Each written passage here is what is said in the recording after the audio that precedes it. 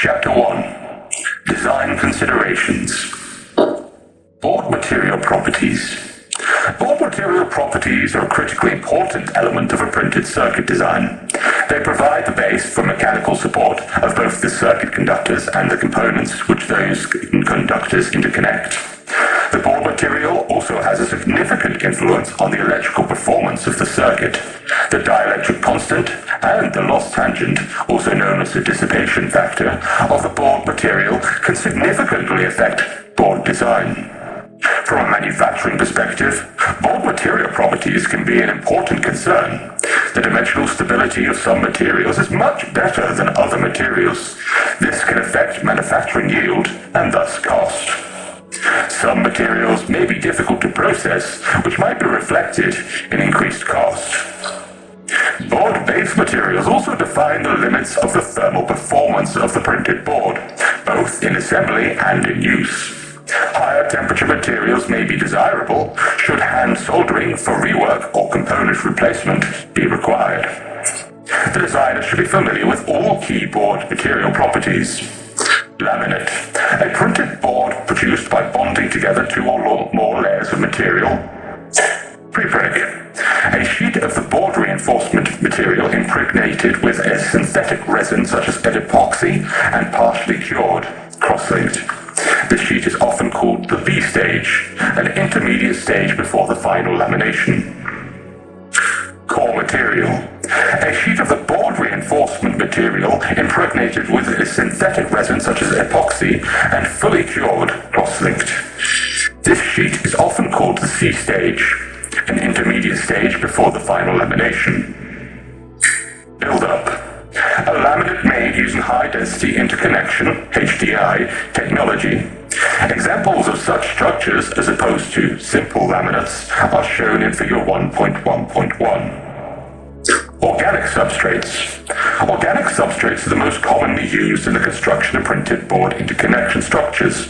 There is a well-established worldwide manufacturing base for this type of product, so organic resin systems, laminates, are used in the majority of printed board designs. They represent the lowest cost materials among the competing substrate technologies. Organic materials have intrinsic beneficial electrical properties. Most notable is a relatively low dielectric constant on average, which can be made much lower by the proper choice of resin and reinforcement. Inorganic substrates. Inorganic substrates are an alternative to the organic substrates. They have some significant benefits not easily obtained with organic substrates. Chief amongst these advantages, excellent thermal properties. Like organic structures, there are a number of possible choices available: ceramic, silicon, and enameled metals. The dielectric properties of the materials tend to be higher than organic-based materials and are generally more prone to breakage. Because of the more limited vendor base, these structures are normally more expensive. Build-up substrate materials. Highest density electronics require modified approaches to manufacture and have resulted in a new category of materials to allow for the creation of circuits directly atop existing circuits in a sequential fashion. A key feature of these structures is their use of very small vias, or microvias. A typical microvia has a capture land where the via starts and a smaller target land where the via ends. One of the most common build-up methods for microvias is the use of laser vias with thin laminate construction. A conceptual drawing of some of the types of build-up multilayers can be seen in Figure 1.1.1. These are examples of different build constructions. A. Piercing post-co-laminated structure. B. Sequentially built multilayer. C. Passive substrate with external microvia layers interposer. D. Filled via sequentially co-laminated substrate. Construction elements of board materials. Resin systems. Resins serve as board materials that bond reinforcements and metal foils into a laminate substrate. While there are many resins, only a few see regular use. These are commonly used resin systems. Epoxies. While there are a number of different resin systems that can be used to create a printed wiring substrate, epoxy is amongst the most common. Epoxy offers a good blend of physical, electrical, and processing properties at reasonable cost. There are a wide range of different epoxies, including standard, multifunctional, and high-temperature resins. However, the higher temperature epoxy resin systems are only available at a cost premium. Polyamide offers the highest operating temperature among resin systems in use today. It has been a favorite for military applications where the potential for board rework and repair in the field is anticipated. Polyamide offers potential to reduce damage to the board when uncontrolled soldering irons are used to remove or replace a component. Cyanate ester offers a range of attractive properties, both electrical and physical. This type of resin is second only to polyamide in the thermal performance. It is a relatively low dielectric constant, which is important for higher speed circuit design. Bismaleimide triazine. BT resin is the most popular choice for the construction of BGA packages because of its combined advantages: high temperature capability at reasonable cost. Reinforcements provide the dimensional stability and the bulk of the mechanical properties of the organic substrate laminate. Commonly used reinforcements.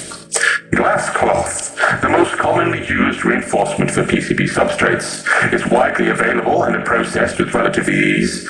Available in a number of different thicknesses and chemical makeups, E-type glass is the most commonly used glass cloth for printed circuit substrates. Glass felt. Glass felt, or non-woven glass mat, is most commonly used in combination with fluoroplastic resins.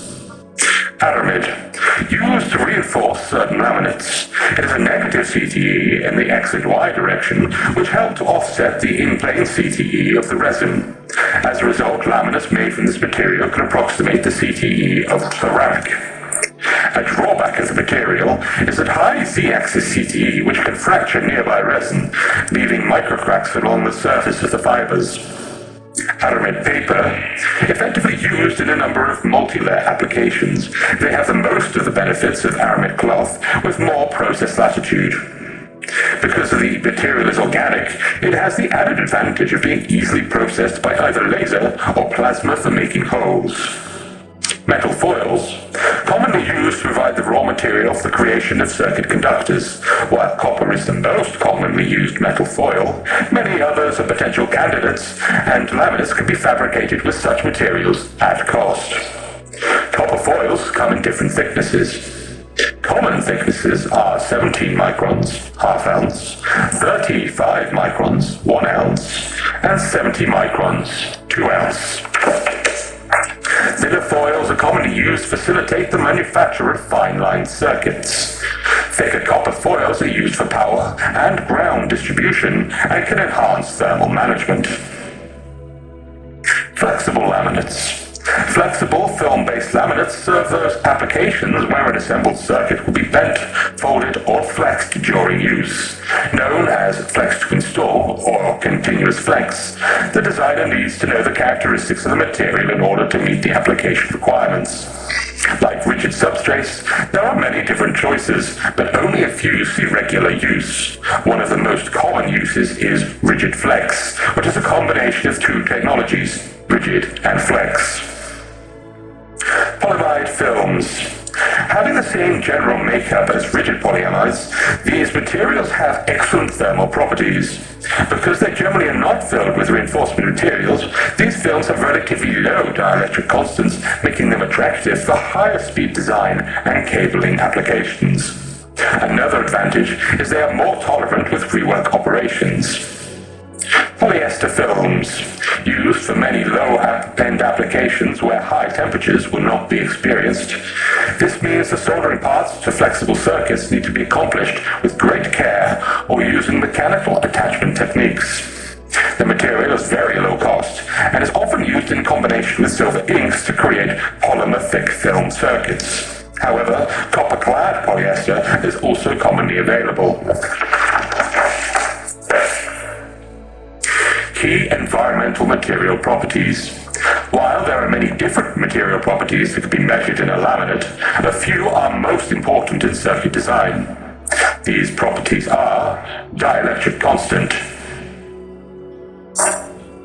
dielectric losses, thermal expansion, glass transition temperature, moisture absorption, temperature at decomposition, especially with lead-free soldering, and glass weave count for high-speed design. Dielectric constant, also called permittivity or relative permittivity, is the ratio of capacitance of electrodes with a specific material. Dielectric losses is the absorption of electromagnetic energy by the board material in a varying electric field. Thermal expansion is usually characterized in terms of changes to the XY plane, which is controlled primarily by the reinforcement of the material. It is desirable in certain circumstances to closely match CTEs of the substrates with the components that are to be mounted on them in order to improve assembly or solder joint reliability. All thermal expansion is measured in parts per million per degrees change in temperature in degrees C. Thermal expansion can occur in all three axes, X, Y, and Z, with Z at the normal to the face of the board. The impact on the XY axis is controlled primarily by the reinforcement. The expansion of the Z-axis is determined by the resin system, and usually at a rate significantly larger than the XY axis, particularly at temperatures above Tg. To the designer, expansion is a concern from two perspectives: potential warpage of the assembly and damage to the plated through holes. High glass transition materials thus tend to be more forgiving. Glass transition temperature, Tg. The temperature at which an amorphous polymer or amorphous regions in partially crystalline polymer changes from being a hard and relatively brittle condition to being a viscous or rubbery state. This is the temperature at which the laminate deviates from its existing linear state, CTE, and expands at a much higher rate. This is due to a change of state in the resin, not the glass reinforcement. Above Tg, as the temperature increases, the laminate expands at a greater rate than below Tg, and expansion is linear, millimeters per millimeters of thickness, and is greatest in the z-axis. Moisture absorption. Most organic materials are hygroscopic and can pick up moisture relatively rapidly.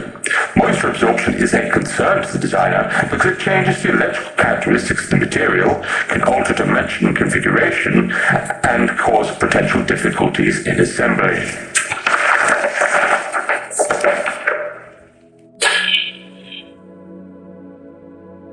Table 1.1.1 shows the water absorption rate by weight for the various materials. The table also shows conditions for glass transition temperature and thermal expansion of various material types. Decomposition. Thermal decomposition temperature, TD, of laminate materials using TGA. IPC test method 2.4.24.6 of IPC TM 650. Sample size 10 to 30 milligrams. Preconditioned at 110 degrees for 24 hours. Heat rate of 10 degrees C per minute. Purge gas nitrogen. Endpoint is 5% weight loss from 50 degrees C. Note, weight loss is cumulative and impacted by the number of thermal exposures. 1.2. Plating characteristics for conductors and holes. Metal plating is vital to the manufacture of printed circuits. Many different metals can be plated, but only a few are commonly used in the manufacture of printed boards. There are three general methods commonly used for plating metals onto circuit boards: immersion, electrolysis, electrolytic. These are all processed using wet chemistry processes. There are also other methods of metal coating based on dry processing in a vacuum, plasma deposition. The primary function of metallic coatings is to contribute to the formation of a conductive pattern. Specifically, platings offer such additional benefits as corrosion prevention of the copper circuitry, improved long-term solderability, and wear resistance. Because many metals used for this purpose combine with the assembly metallurgy, it is important that the metal used for surface protection is compatible with the joining material. Solder coatings combine well with solder. Gold must be thin to avoid gold embrittlement. Dry metallization.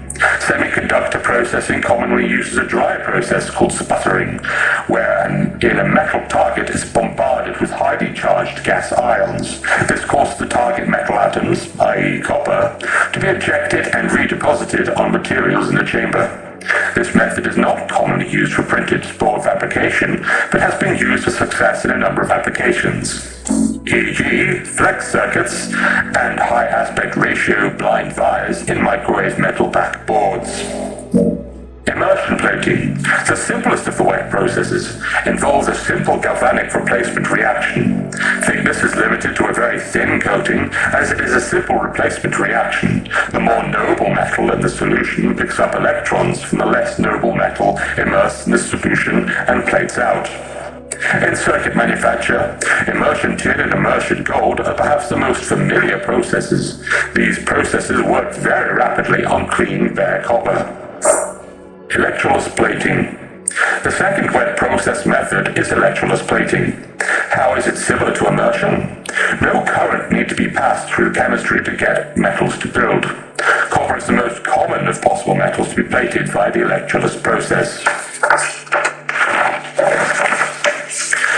The electroless plating method is commonly used to do initial plating of non-conductive surfaces. In circuit manufacture, electroless plating is a very important first step in hole preparation and/or metallization for the creation of a reliable plated through hole. The hole preparation steps vary from process to process. Copper metallization is the most common, but may be replaced with a coating of carbon or graphite film. Full building using electroless copper is commonly referred to as additive processing. Achieving full metal thickness can take many hours. Copper deposits have a small uniform grain structure. The flowchart, figure 1.2.1, illustrates a typical process flow for electroless copper. Clean in condition, rinse, micro-etch copper, rinse, catalyst pre-dip, catalyst, rinse, activate, rinse, electroless copper, rinse. Electroplating. In the electroplating process, the panel is clamped in a plating rack so that an electrical potential can be applied. Because the metal ions in the solution are positively charged, a negative potential is placed on the rack. The panel is called the cathode in this case. The thickness of the copper and other plated metals is controlled by a combination of time and current. The electroplating process is used to bulk metallize the printed circuit patterns on the surface and through the holes. Because a negative image of the circuit is most commonly patterned onto the drilled and metallized panel, this process is called pattern plating. The layout of the circuit can have a significant effect on the plating process. Isolated circuits can plate much faster than other portions of the circuit, leading to either excessively thick plating or a plating of very poor quality. Inversely, isolated traces tend to etch more than densely populated traces. It is desirable for the designer to fill open areas of the circuit pattern with ground or power flooding to help more evenly distribute current during the plating. Plating fees can be implemented by the fabricator's CAM operator.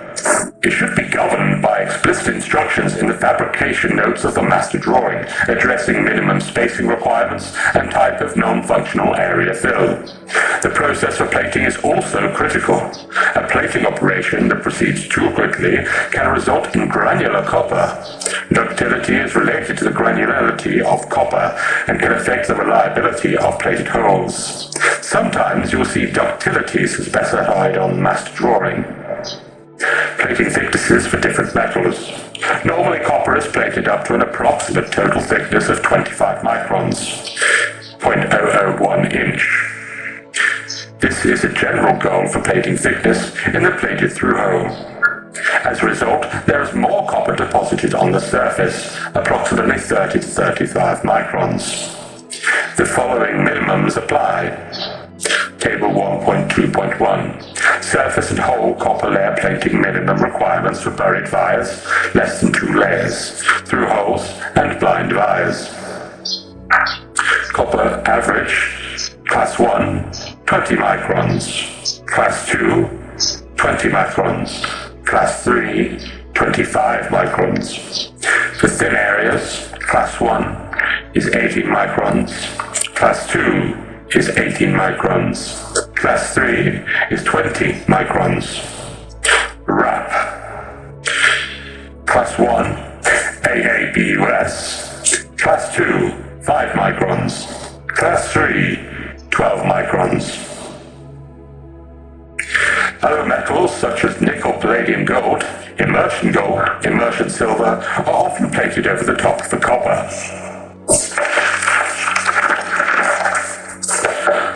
1.3 Surface finish and treatment characteristics. There are many options to be considered depending on the type of assembly to be produced. All types of assemblies include through-hole, surface mount technology, ball grid array, chip-scale packaging or HDI, and mixed technologies. Each of these technologies can carry the requirement for the use of a specialized surface treatment.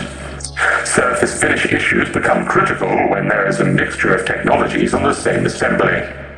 An additional decision factor may be bare board storage, shelf life, and optimal usage at assembly.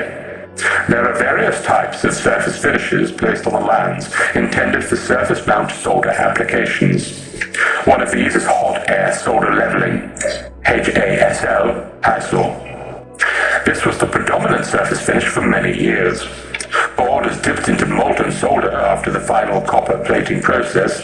It may be dipped vertically or horizontally into the solder bath at approximately 260 degrees.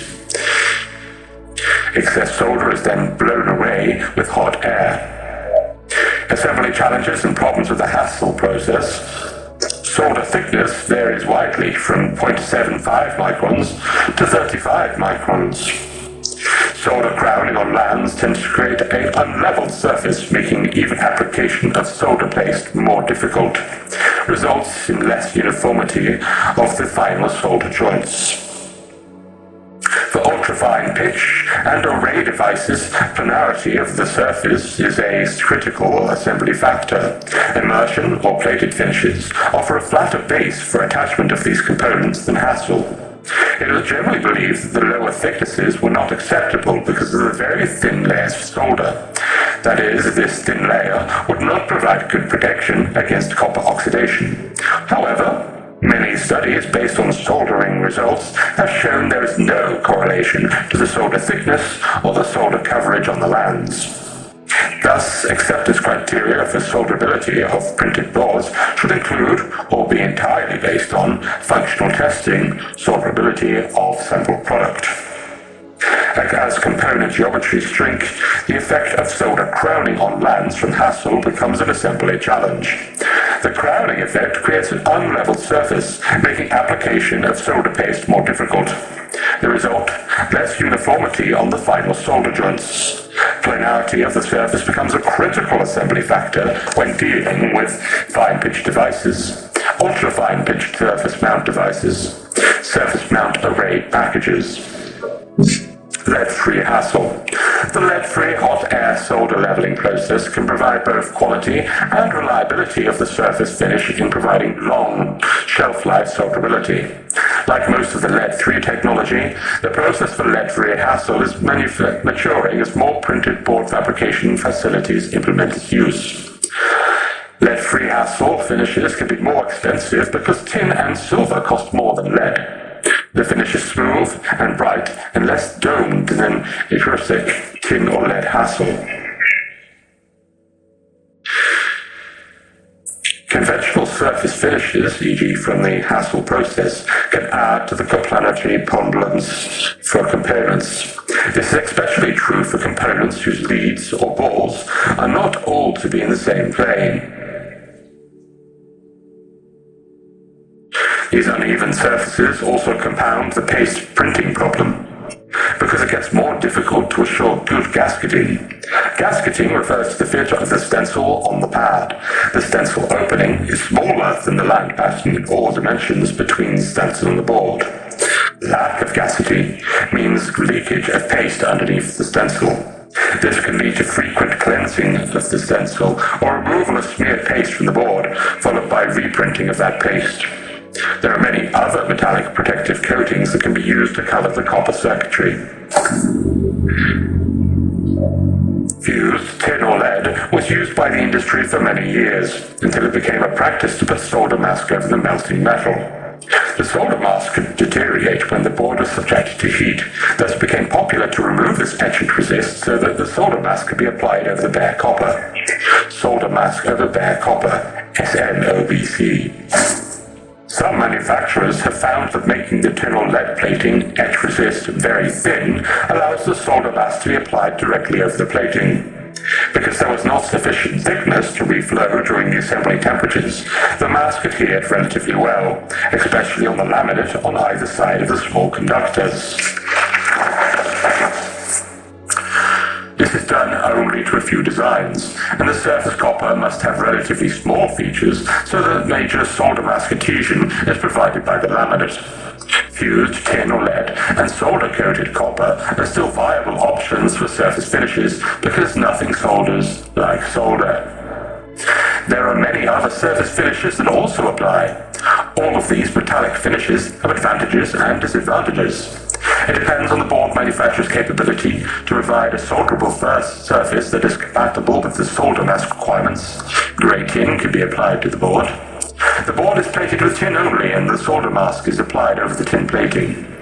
Nickel or gold finish, the lands of the board is overplated with a layer of nickel, and a thin coating of gold is then applied to protect the nickel solderability. Nickel or palladium gold. First nickel is applied, and then a layer of palladium to enhance solderability of the nickel, followed by gold for tarnish protection. Immersion organic tin or immersion white tin. Fine grain tin is co-deposited on the board and then covered with an inorganic protectant. Immersion silver. Boards are plated with silver over the copper. Sometimes a tarnish inhibitor is also applied. Electroless nickel immersion gold, ENIG, used often because of its flat surface for mounting BGAs and other surface bound parts.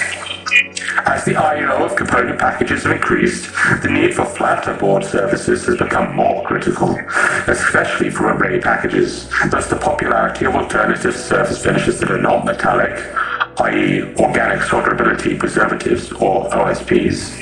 An OSP is an anti-tarnish coating of an organic compound. The coating is applied over the copper to prevent the copper from oxidizing. The OSP is especially valuable if the board is to be assembled in reasonable time frame, less than a year. OSPs have a limited shelf life. Chemically, the OSP is a water-based organic compound that selectively bonds with the copper to provide an organic metallic layer that protects the copper. Various chemistries are available. Some of the common ones are benzotriazole, benzimidazole, and imidazole. Coatings are applied by dipping the boards into the OSP bath or by spraying the OSP on the board. Either method works well, as long as the process is controlled to achieve a uniform coating. Applying OSP is the final process of the fabrication of the board. It occurs after testing so that no test probe pins pierce the coating and allows the copper to oxidize. When selecting an alternative solder finish, the designer must consider the handling and storage requirements of each finish. Organic protective coatings have reduced shelf life, require special handling, but offer extremely flat surfaces and good solderability when fresh. Gold-plated boards are much more robust in storage life and less handling critical, but are far more expensive. The gold may also have issues with solder joint integrity as the lands get smaller. Solder with excessive gold in the joint can develop gold embrittlement, which affects long-term solder joint reliability. With increased use of lead-free solder and higher processing temperatures and no clean solder fluxes, the issue of leaving flux residue on the board becomes a key decision factor. Caution. No clean solders may affect analog and microwave products that are sensitive to surface contamination. They may also lend themselves to dendritic growth if not fully deactivated at assembly while being exposed to a voltage bias. This can impact not only the surface finishes, but also the laminate itself. A great deal of research is still in progress to look for lead-free solders that process at a lower temperature. This would improve reliability of the components and the attachment process, so that the products are not subjected to extreme temperatures during the assembly operation. Assembly techniques should be considered as an important part of the surface finish selection process. There are a variety of methods for the attachment of parts to these printed boards. Hand soldering using a soldering iron or hot air tools that reflow solder paste or cored solder. Wave soldering. A rotating solder wave comes in contact with the components on the board. Reflow soldering. Solder is applied to component lands in the form of paste and then heat applied to reflow the solder. Conductive adhesive applied to the lands for assemblies with severe heat sensitivity. Testing of the final assembly is also very important. Surface finishes must be considered when determining the testing strategy. For the bare board, if OSP coating has been selected as the surface finishing technique, electrical bare board testing must be done prior to application of the OSP coating. When assembly is electrically tested, the in-circuit test ICT fixtures also use test probes. The test probes must make good contact with the lands used for testing access. Access to this probing area and a proper metallic finish is important for probe circuit contact. Using the hard gold sometimes makes low impedance contact difficult. In some circumstances, assemblers have added extra solder paste to lands that are to be used for test probing, thus assuring good contact with the test fixtures for in-circuit test. The selection of surface finishes becomes a challenge to every designer because it impacts the entire process from board fabrication to electrical testing.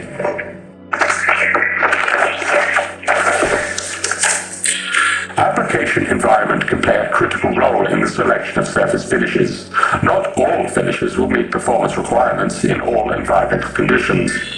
Drivers for choices of surface finishes include use environments, high ambient temperature, high ambient humidity, exposure to atmospheric chemicals or corrosives, temperature extremes during different times of the year, deployment of a product in a variety of different geographic locations. All metallic finishes have their pros and cons, and it depends on the board manufacturer's capability to provide a soldable surface that will work in conjunction with the solder mask requirements. There is no one solution that works for all surfaces. The selection of surface finishes becomes a challenge to every designer because it impacts the entire process from board fabrication to electrical testing. All personnel involved need to have input to this selection process. 1.4 Solder mask material properties and compatibility. Solder mask is a polymer used to protect the printed board surface conductors from moisture and contamination. Unlike laminate material, it is not a composite but a homogeneous material. Solder mask is used to mask off the outer areas of the board where solder is not required. It provides an excellent protective coating over fine conductors on the surface of the printed board. The coating protects against mishandling, dirt, dust, and other contaminants that could lead to dendritic growth and other contaminants. Not all printed boards require solder mask, e.g. conductors and lands spaced far apart, metal circuit to chassis contact. Protection of closely spaced circuitry is a necessity. Solder mask is commonly used. As printed boards became more complex, the use of solder mask became more important, and registration of the mask to the pattern also became a key issue in the design process. There are two broad categories of solder mask, permanent and temporary. Temporary solder masks are washable or peelable, and they are used during the wave soldering process to prevent filling of holes that must be kept open for the installation of leaded items like unsealed parts, which might not withstand the cleaning or soldering processes. Peelable temporary mask can be peeled off after processing is complete. These temporary masks are also used to protect gold fingers, which must not be soldered. Washable temporary masks are more convenient because they come off in a cleaning operation after wave soldering and do not need an extra step to remove them. The aqueous washable masks require a water cleaning system, and the solvent washable mask must be washed in a solvent cleaning system. permanent solder mask also comes in several configurations. There are the dry film and wet film process solder mask materials. Dry film mask is on a separate polymer film that is applied to the printed board by heat lamination. The dry film masks can be developed with the excess removed using either an aqueous or solvent-based solution. Dry films usually require photo imaging to define the pattern. Wet film solder masks are liquid and paste-like. They include photo-imageable masks and wet screenable solder masks. The screenable solder mask is differentiated by the method of cure. Some wet, screenable solder masks can be cured by UV light, and some can be cured thermally in convection or IR ovens. The UV masks do not provide as good an adhesion as thermal masks, but require only seconds to cure as opposed to the 30 to 60 minute cure cycle. Some photo-imageable solder masks require both UV and thermal curing. Adhesion of the mask is sometimes related to the design of the board. Solder mask adhesion is best with similar materials. Thus, solder mask adheres quite well to the laminate structure. Designers should understand the adhesion properties of the mask to establish a proper use of this material over their conductive patterns. Tests to demonstrate the solder mask adheres properly are covered by many of the performance specifications. Coupons are available that help test the solder mask properties and their adhesion characteristics. Coupons are used by many board manufacturers to determine their solder mask adhesion property. The checkerboard pattern, figure 1.4.1, consisting of 100 squares of metal staggered to allow 100 squares of laminate to be exposed to the masked properties. Solder mask is applied over the entire area, thus there are 100 opportunities for the mask to adhere quite well to the laminate, and 100 opportunities to determine the performance of adhesion to the metallic surface. This checkerboard coupon on the left is used by many board manufacturers to determine compatibility of the mask with its adhesion properties, and whether the mask adhesion will sustain itself through the board fabrication processing steps. This coupon is also useful in evaluating compatibility with the assembly processes or the addition of conformal coating to the assembly after test.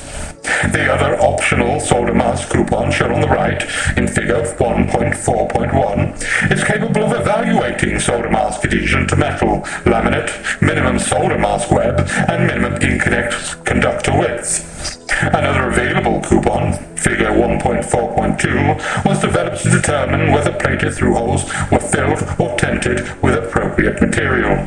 The coupon has 40 holes in a pattern. The land size and hole combinations used should match the design. This allows the manufacturer to determine if the holes can be plugged or tented to prevent contamination in the plated through hole. Tenting is a process usually delegated to dry film masks. In this process, the wire is completely covered to prevent cleaning solutions or flux residue from entering the plated through hole. Although it is possible to tent one or both sides of the printed board, tenting both sides is the technique recommended. See figure 1.4.3. With increased use of liquid photo-imageable masks, the tenting of wires is not always possible. Single-sided tenting is not recommended. The liquid polymer applied to the surface, some solder masks get into the hole. However, there can be skips or other process conditions where the solder mask does not properly cover or prevent entrance into the barrel of the plated through hole. Thus, plugging has come about. Figure 1.4.4. This is usually a secondary process to ensure that the plated through holes are really prevented from being open to contamination from some of the assembly cleaning and plating process chemistries. Single-sided plugging is not recommended. With fine-pitch components, the issue for solder mask clearance has become quite important. The same is true for ball grid arrays. Solder mask may be used to isolate land patterns from other conductive features on the board, such as wires, lands, or conductors. Where no conductors run between the lands, a simple gang mask can be used as shown in figure 1.4.5.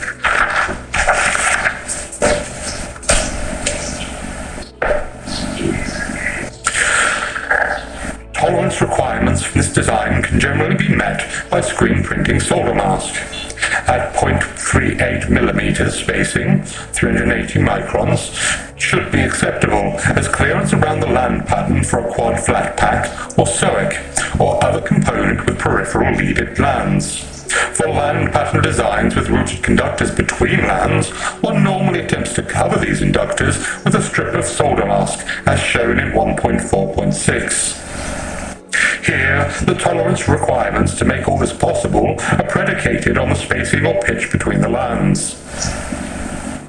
Table 1.4.1. For liquid screenable mask, the clearance should be 0.25 and a dam should be 0.25 millimeters. Photo-imageable dry film of less than or equal to 0.0635 millimeters should have a clearance of 0.051 millimeters and a dam of 0.127 millimeters. A photo-imageable dry film between 0.066 millimeters and 0.1 millimeters should have a clearance of 0.051 millimeters and a dam of 0.25 millimeters. Liquid photo-imageable mask should have a clearance of 0.051 millimeters and a dam of 0.1 millimeters. Clearance around lands is a critical factor that every designer must understand. The data provided to the manufacturer specifies which lands get solder mask and which lands get clearance areas. After the panelization image is developed, the board manufacturer makes the determination as to the appropriate size to establish the proper clearances for each type of mask. Clearances for screened masks, where there are no photo processes involved, is usually in the neighborhood of a clearance between the conductive pattern and the solder mask of approximately 0.38 to 0.5 millimeters. For photo-imageable mask, the precision is somewhat greater due to the capability of the film to accurately register an image to the copper produced on the printed board panel. Photo imaging clearances can be achieved around 0 to 0.13 millimeters clearance between the conductive pattern and the mask edge. The designer must be aware of these limitations. This awareness will help establish a methodology for determining which mask will meet the appropriate application. Solder mask defined lands. With the advent of ball grid arrays, the issue of tenting and mask clearances became a major concern for many devices. The designer should understand the use of solder mask defined lands versus non-solder mask defined lands. Typically, one should follow the manufacturer's recommendations in the datasheet. Figure 1.4.7 shows the relationship between the copper land, the solder mask, and a via intended to make continuity to inner layers. On the left is a non-solder mask defined land, while the right-hand image shows a solder mask defined pad. The non-solder mask defined lands can have a smaller diameter copper land, which results in more metal-to-metal spacing, routing, and vias. Copper dimensions can also be controlled better than solder mask dimensions. The absence of solder mask on the copper land allows the BGA solder ball to collapse and flow around the edges of the land, reducing the possibility of stress concentrations. For this reason, non-solder mask defined lands are preferred. The non-solder mask defined makes the solder joint larger, potentially giving it a longer fatigue life, but also lowers the standoff height. The use of solder mask defined lands requires that the solder mask overlap the copper land. Therefore, the land diameter is somewhat larger in order to achieve the required land diameter for attachment. The solder joint is narrower, but it will give a higher standoff of the component from the board. The surface metal lands will have better adhesion to the board because of the larger surface area of the copper and the overlapping solder mask. However, there are some advantages to this practice. The major disadvantage is the solder mask defined land approach is less reliable. The solder mask on the lands creates an area of high stress. The solder ball can develop cracks because of stress that the edges of the solder mask opening places against the ball after reflow operation. The solder mask relief around the land and the manner in which the ball secures itself around the land for proper attachment. There are several issues to consider for the use of solder mask on the printed board. Design principles for clearance, how the conductive pattern is protected by the mask, and surface finishes of the open areas to which component terminations are attached. The designer has the responsibility to balance the various options in order to find the best compromises between registration, surface finishes, tenting, open vias for testing, plugged vias, capped vias with overplate, etc. Information on solder mask is usually provided to the manufacturing floor electronically. Some of the information will be notes on master drawings or separate specifications. The data should be clear so there will be no confusion in the details of the solder mask coverage. Typical design practice should be to supply one-to-one mask onto land condition, with a note on the mask of the drawing allowing manufacturer to adjust to meet end product requirements, with the exception for specified mask-defined openings. An excellent document for describing hard copy documentation is IPC CID 325. It defines the requirement for bare board and for the board assembly. Since the processes to make a board is part of the stress that a board must sustain, it is important that there is great compatibility between materials. As examples, the solder mask must be compatible with the board laminate. The surface finish applied in the open areas must not degrade the solder mask. Flux residue, if left on the board, is compatible with the solder mask chemistry. Cleaning solutions cannot degrade the masked surfaces. Conformal coating, if used on the assembly, must be compatible with the solder mask material. Conformal coating. Understanding the need, application, and rework for conformal coating is important. Conformal coating is used for many reasons. Avoid moisture effects, shock and vibration, thermal concerns, voltage isolation. The following table 1.4.2 shows some types and thickness ranges for conformal coating. Type AR acrylic resin, 0.03 to 0.13 millimeters. Type ER epoxy resin, 0.03 to 0.13 millimeters. Type UR urethane resin, 0.03 to 0.13 millimeters. Type SR silicon resin, 0.05 to 0.21 millimeters.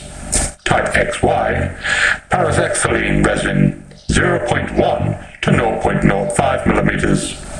Typically, this is applied after most circuit testing is performed by the assembler.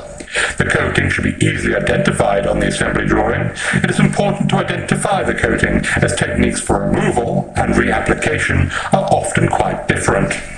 When identification of the coating is not available, a simple observation and testing may help identify the coating characteristics.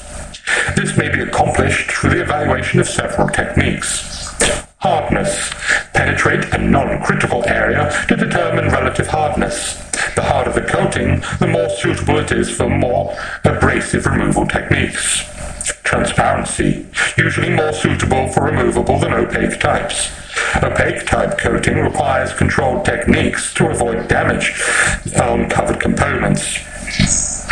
Solubility. Most coatings are soluble. However, the solvent used to dissolve the coating may attack the board or components. Boards should not be immersed in harsh solvents. Thermal removal. Use of a thermal parting tool with controlled heating without a cutting edge will determine whether the coating can be thermally removed.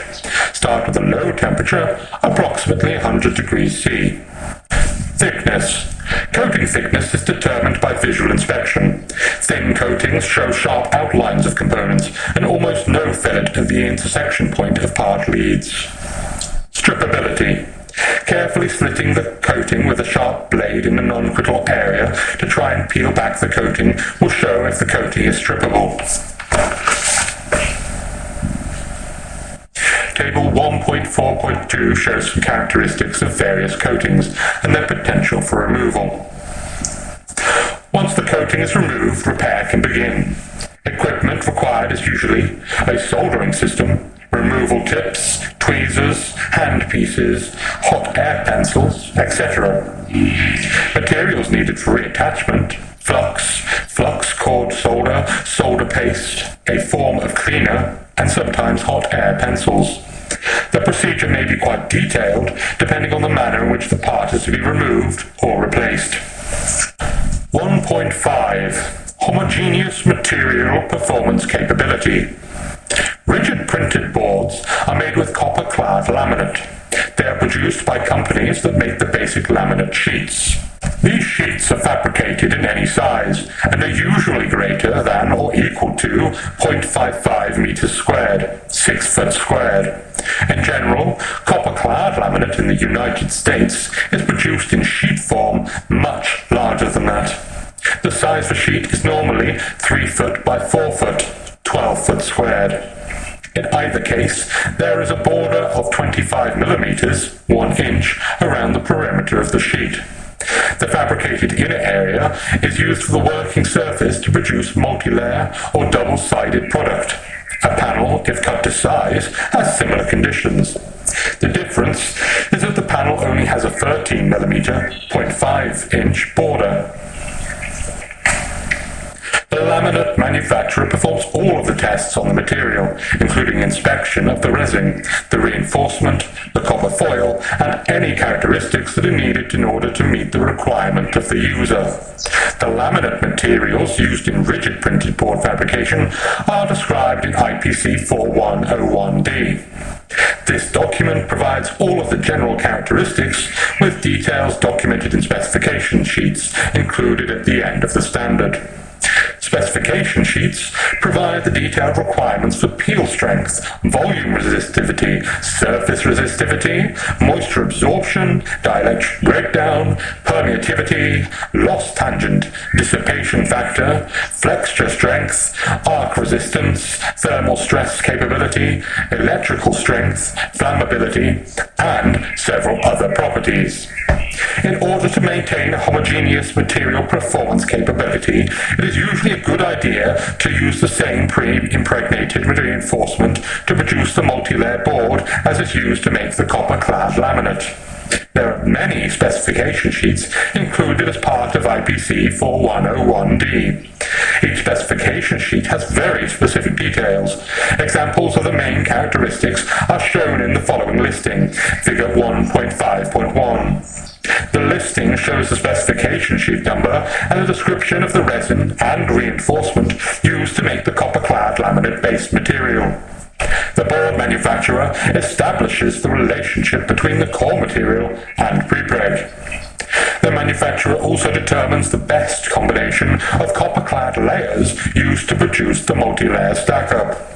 These combinations are made from layers of core material produced by the laminator, combined with various layers of prepreg.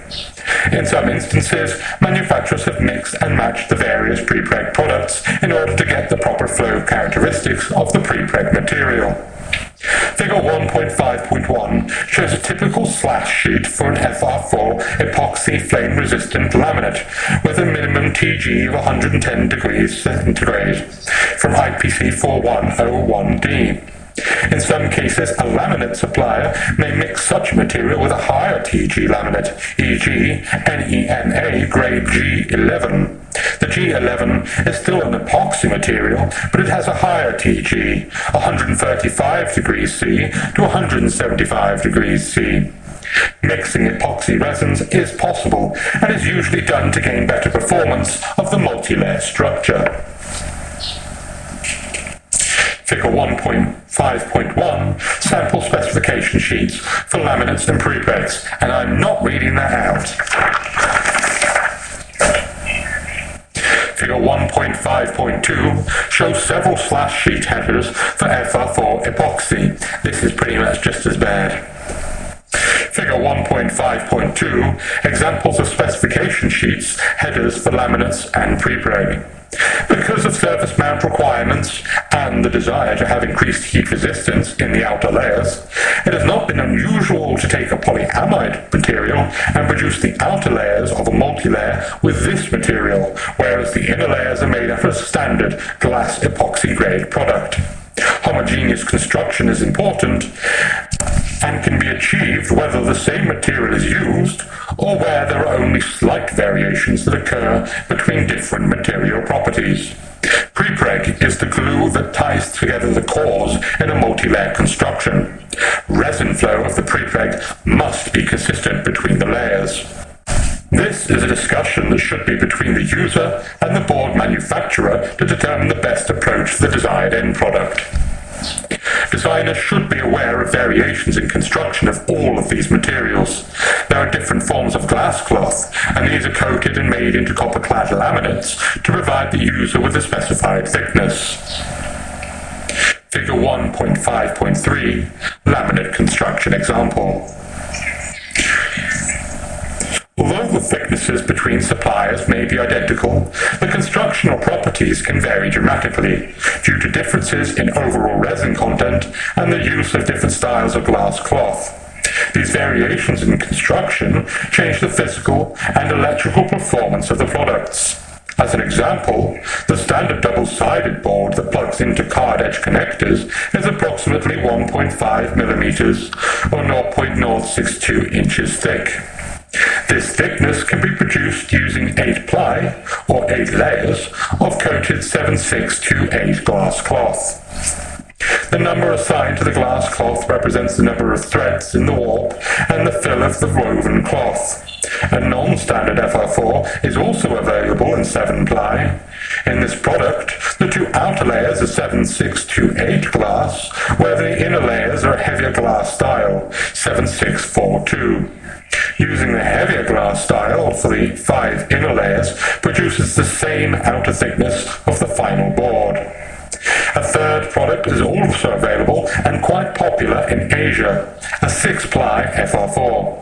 Outer layers are 7628, the inner layers are 7642 style glass cloth, provided with a double coating of resin on the heavier glass. Thus, the 4 layers having more resin content produces the same external thickness. However, it also changes the electrical properties. It is important to understand the relationship of the core material and prepreg. Although this is identified on the master drawing, it does impact the performance of the final product. Being somewhat vague in the construction characteristics on the master drawing permits the manufacturer to give you the optimum cost for their particular manufacturing process and the type of laminate they feel most comfortable in using. Changing from one manufacturer to another may also mean a change to a new construction and another supplier's materials. Placing the most critical design requirements on the master drawing will provide the greatest board performance repeatability between suppliers. However, not every board manufacturer will be able to meet the same requirements as documented. Mixing and matching of materials is a commonplace in this industry. Rigid flex boards with polyamide film and rigid sections of FR4 reinforced laminates. They can also be intermixed with metal cores for thermal management. A thorough understanding of reinforcement, resin systems, and mixing and matching these properties help meet the end product requirements. A discussion is highly recommended between the user and the board manufacturer when mixed constructions are used to achieve the best approach for the desired end product. When material is purchased by the board manufacturer in accordance with any one of the specification sheets listed in IPC 4101, the material is provided with a Certificate of Compliance, CFC. Suppliers of laminate and prepreg have developed their manufacturing capability to produce product that meets the minimum requirements specified in the standard. 1.6. Statistical Process Control, SPC, with test coupons. SPC is an integral part of the entire manufacturing and testing process. Quality assurance should even be considered in all aspects during the manufacturing process and not confined to an evaluation at the end of the line. Example, in process, coupon evaluation may be cross-sectioned and evaluated in the middle of the fabrication process. First article inspection may be performed to ensure the remainder of the lot will be in conformance. The industry has a variety of techniques for evaluating the performance of materials or completed products. There are a variety of test methods. They are usually coupled to some form of conformance test specimen. A quality assurance provision often requires the use of these specific test procedures or evaluations in order to determine if a particular product meets the requirements of the customer or the specification. Some of the evaluations are done visually, others are done through destructive and non-destructive evaluations. In order to evaluate whether a product conforms to requirements, there are times when a specific design of a test specimen may not exist in the printed board or assembly. Specific test specimens may need to be developed. These application-specific test specimens used in these tests must be representative of the printed board fabricated or the assembly produced. The test coupon or specimen must be representative of the process. In addition, the test specimen is a suitable sample for destructive testing, since it has been subjected to the same processes as the printed board or the printed board assembly, as part of the same production panel. The locations of test specimens are critical in order to ensure the specimen accurately represents the production product. Slots in the panel relieve stress and reduce movement tolerances by transferring the datum to the center of the board.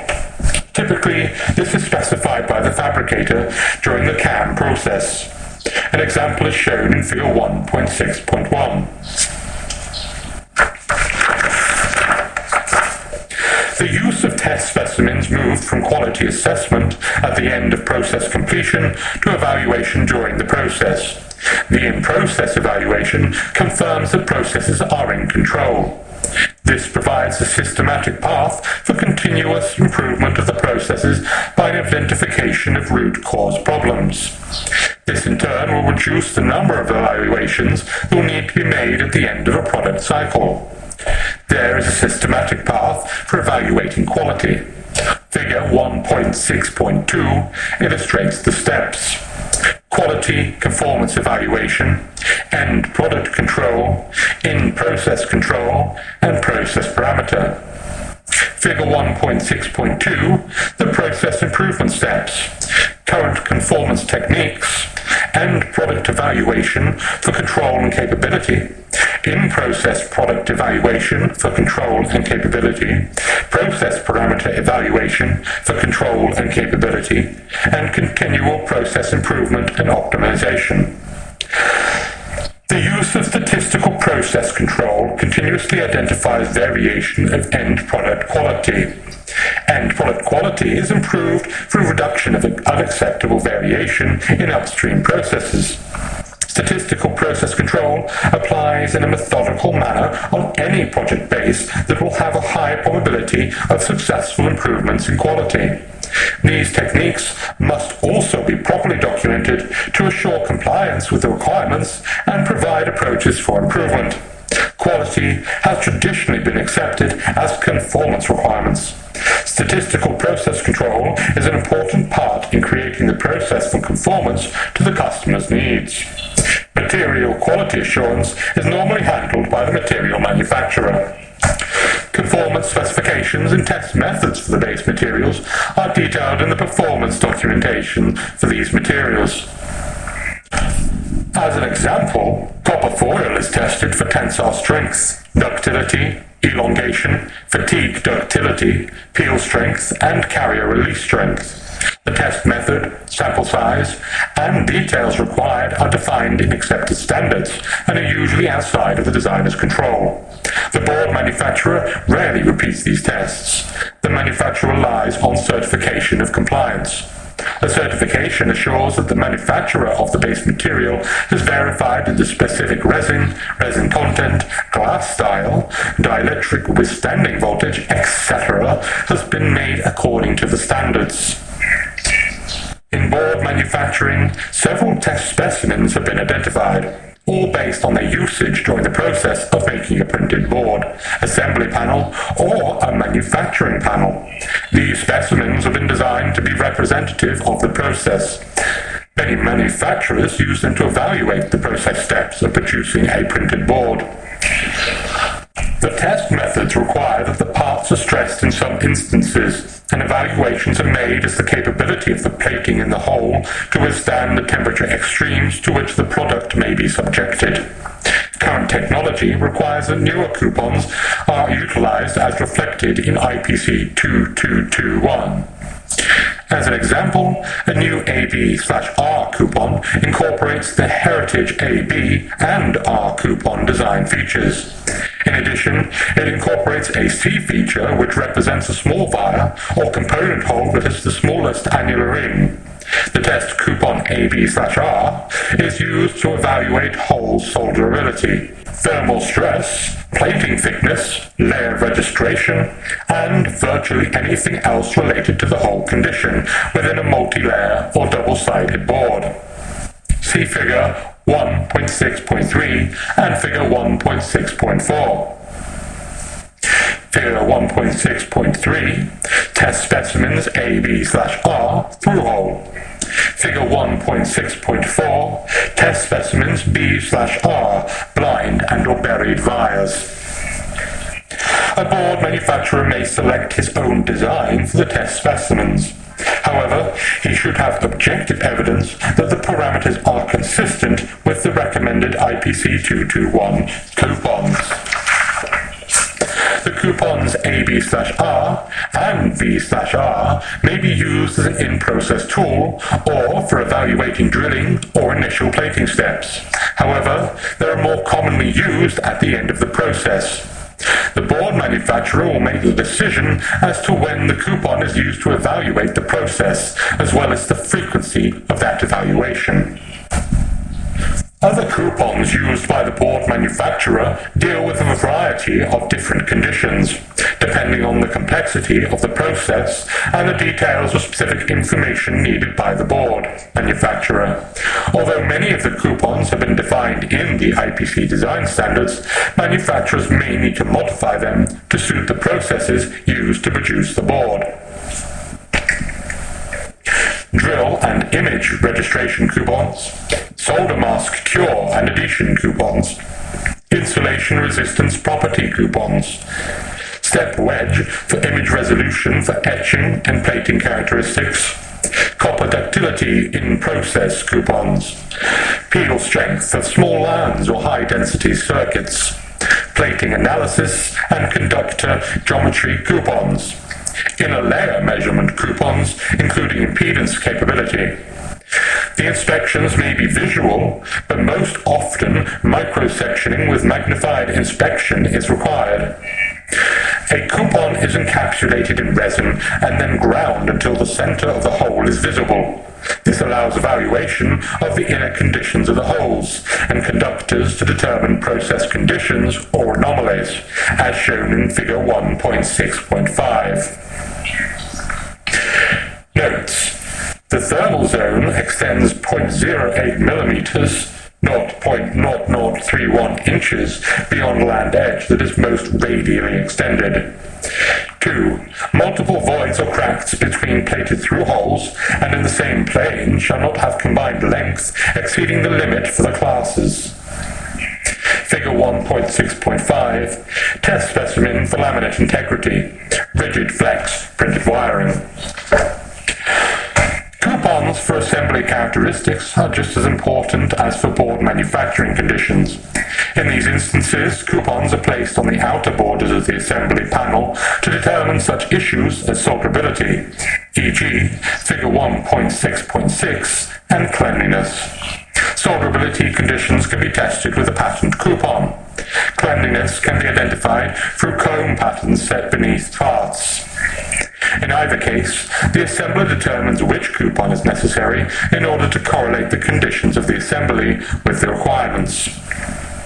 Figure 1.6.6, test coupon W, surface mounting, solderability testing. Each assembler has a quality strategic plan. The plan determines the process steps used to produce the product and the number of checks that are necessary to ensure meeting customer requirements. At the time of a new product introduction, NPI, the quality plan should call for an evaluation at greater frequency than when the process is mature. If the same product is built over and over and over and over and over and over and over and over and over and over and over and over and over and over and over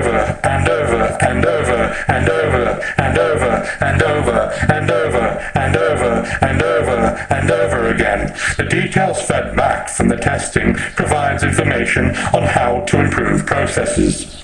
This helps to eliminate or reduce the incidence of solder shorts, bridges, or solder opens through incomplete soldering. The most valuable coupon is where the test equipment provides an instant feedback to the operator as to the conditions of the board or the board assembly. In-circuit test performs that type of correlation. It is necessary to use test fixtures that provide nodal access to many of the electronic parts in order to determine whether they operate properly or whether they are properly attached. It is important to have a plan. The plan details the design for fabrication and assembly predictions based on previous experiences. With statistical process control, SPC, and more sophisticated information from specimens or coupons, the frequency of checks depends entirely on the robustness of the process. The industry still archives and retains coupons. The intent to retain these encapsulated products is to provide evidence when problems occur, evidence that the problem was, or was not, noted in the original evaluation. Usually coupons are retained for a period of 3 years. Other specific reliability products may require a longer period of time in order to make certain that any future evaluation has the evidence as to what condition prevailed at the final process step. Retention periods greater than 3 years are usually found in the procurement document. Sometimes the end customer may request coupon samples or SPC results. 1.7. Reliability and stress test evaluations. Reliability is the ability of a product to function under given conditions and for a specified period of time without exceeding the acceptable failure limits. It is important to determine the functionality of equipment, the environment in which it is to operate, and thus the reliability factors. Many tests are used to evaluate the conditions of the product. Some of these conditions are used in order to ensure that the design intent is met. These tests are primarily functional evaluations of the product circuit performances, with some products being subjected to burn-in, a short period of time under operating conditions, in order to eliminate infant mortality failures of the component or the circuit. Designers should be aware that HAST, H-A-S-T, and burn-in are the two most common tests. HAST focuses on reliability and burn-in on sorting out infant mortality. Here are the most common reliability testing methods.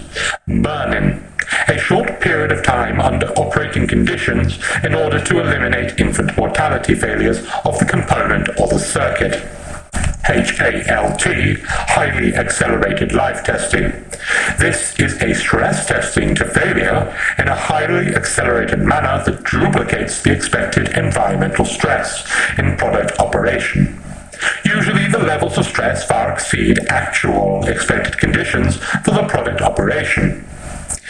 HASS, highly accelerated stress screening.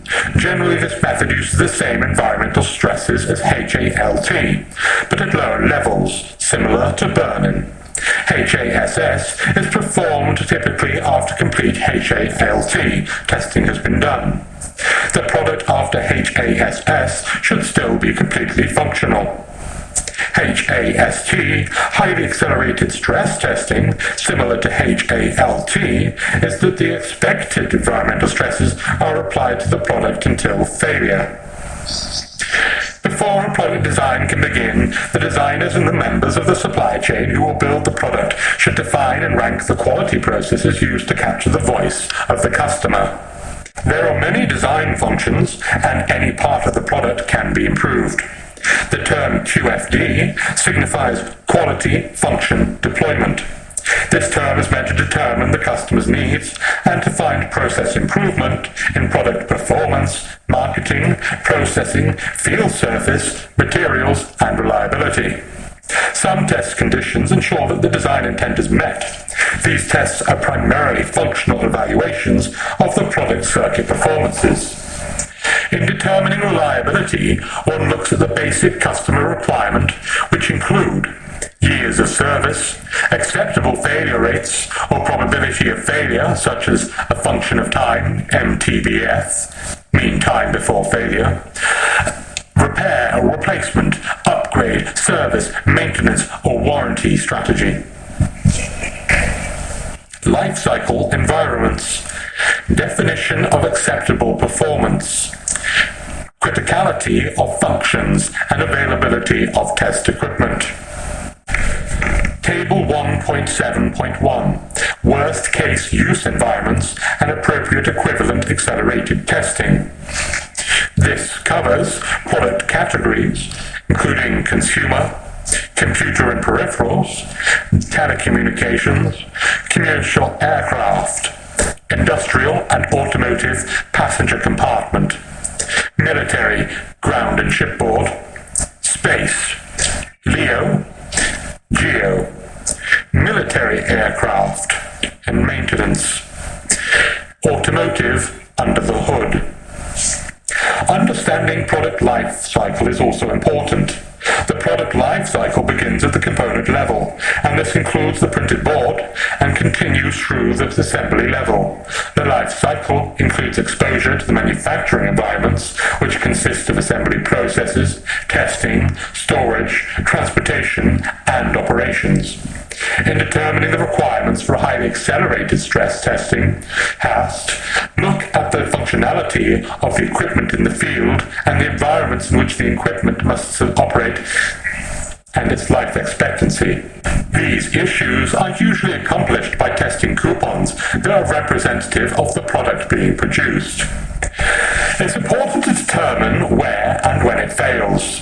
In a HAST program, one develops a test vehicle where measurements and conditioning of the product can be easily evaluated as the product goes through HAST. Evaluation of the number of cycles that a product can survive and the manner in which it meets those survival characteristics. Customer expectations and the expected environment, Table 1.7.1, must all be considered when defining the following conditions for reliability factors: temperature range and time temperature, temperature rate of change, kind and number of temperature cycles, duty cycle, humidity, moisture, exposure, atmospheric pressure condition, earth, space, or both, vibration and shock, ESD, EMC, EMI, and high voltage exposure, chemical exposures such as flux, solvents, and salts, radiation that is ionizing or light or UV, contamination, materials like dust, oil, and paper. Implementing test procedures normally starts with electrical continuity. Electrical continuity is performed on the bare board by the board manufacturer. Continuity sometimes includes insulation resistance and dielectric breakdown voltage. Some suppliers also perform controlled impedance testing to prove that the structure of the board meets the customer expectations. These secondary tests are performed to verify contamination on the board or within the inner layers that might impact the insulation resistance or the dielectric separation between the circuits that must carry high voltages. Burn-in testing is mainly to see that the board operates under the end-user environment and that early failures do not occur. The reliability of components, as determined by burn-ins, is often referred to as meeting the conditions of the bathtub curve. Early failures, infant mortality, occur in the first 100 hours of component life. Components then survive for many years before failure rates again start to increase. The failure curve has a bathtub shape. Since this characteristic has been known for many years, companies attempt to exercise the board through its functions under power in a higher temperature and humidity than it might normally see in service. The time for burn-in can be as low as 4 hours and as high as 24 hours. Usually manufacturers deliver products that have been burned in. Burn-in cycle is not intended to degrade the assembly, merely eliminate infant mortality problems. Highly accelerated stress testing, HAST, is intended to test the product to failure. These methodologies evaluate the number of cycles that a product can survive and the manner in which it meets those survival characteristics. When designing a HAST program, attempt to develop a test vehicle where measurement and conditioning of the product can be easily evaluated as the product goes through its HAST cycles. Stress testing can consist of a variety of temperature ranges and a number of cycles. These cycles can vary in the upper and lower temperatures significantly and allow the product to see the stress conditions of very low and very high temperatures. For example, these temperature excursions may be the standard military test cycle of -65 degrees centigrade to 125 degrees centigrade for approximately 400 cycles.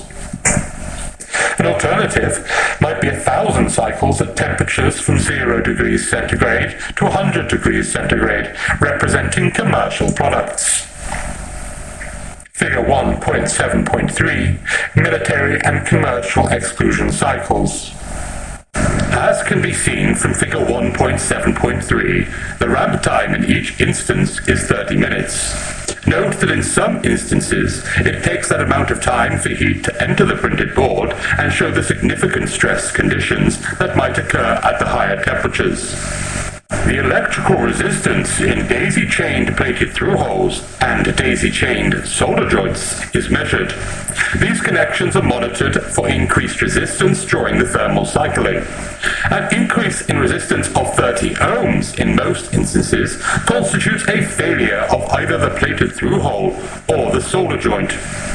Presented below as an example are results from a board that contained 8 chip carriers. The chip carriers were leadless ceramic chip carriers, LCCCs, with 68 I/O each, on 1.25mm, 0.05 inch pitch. These parts were internally daisy-chained to allow independent monitoring of each LCCC side, i.e. 1/4 of the number of pins of the device. Also, as part of the test, 256 chip capacitors, CC1820, were shorted with metallized caps and conductive epoxy placed across the capacitor top in order to evaluate their performance to the test board. The test board itself was an FR4 multi-layer board. It had a CTE of 16 parts per million per degree centigrade for the greatest CTE mismatch between the parts and the test board. In addition, the test board layout provided independent continuity monitoring of each side of each chip carrier and for continuity monitoring of a group of 8 chip capacitors daisy-chained together. The test vehicles were not conformally coated. Temperature cycling from 0 degrees centigrade to 100 degrees centigrade at 24 cycles per day was the test condition. The ramp time was 15 minutes and the temperature at the extremes was 15 minutes, thus having 1 cycle per hour. There were 32 daisy chains total that were electrically monitored. Results for this actual test are shown in Table 1.7.2. The first failure occurred for the 1/4 side of the leadless chip capacitor at 146 cycles. The last failure occurred for the same type of part at 2,432 cycles. Capacitors last much longer. The first failure was at 2,718 cycles. The final failure was not reached since the test was stopped at 6,400 cycles. Table 1.7.2, cycles to failure for the daisy chain. In determining HAST conditions, temperature cycling must be considered as a major element to assembly failure. Humidity exposure can also be a contributor, as moisture is absorbed by the boards and components and impacts their performance characteristics. Thermal shock is another variable, as is hour cycling. The equipment is turned on and off. A hot and cold on cycle should also be considered for equipment that is in storage for long periods of time and must perform immediately when turned on. Design teams and reliability experts determine the interaction of different exposures.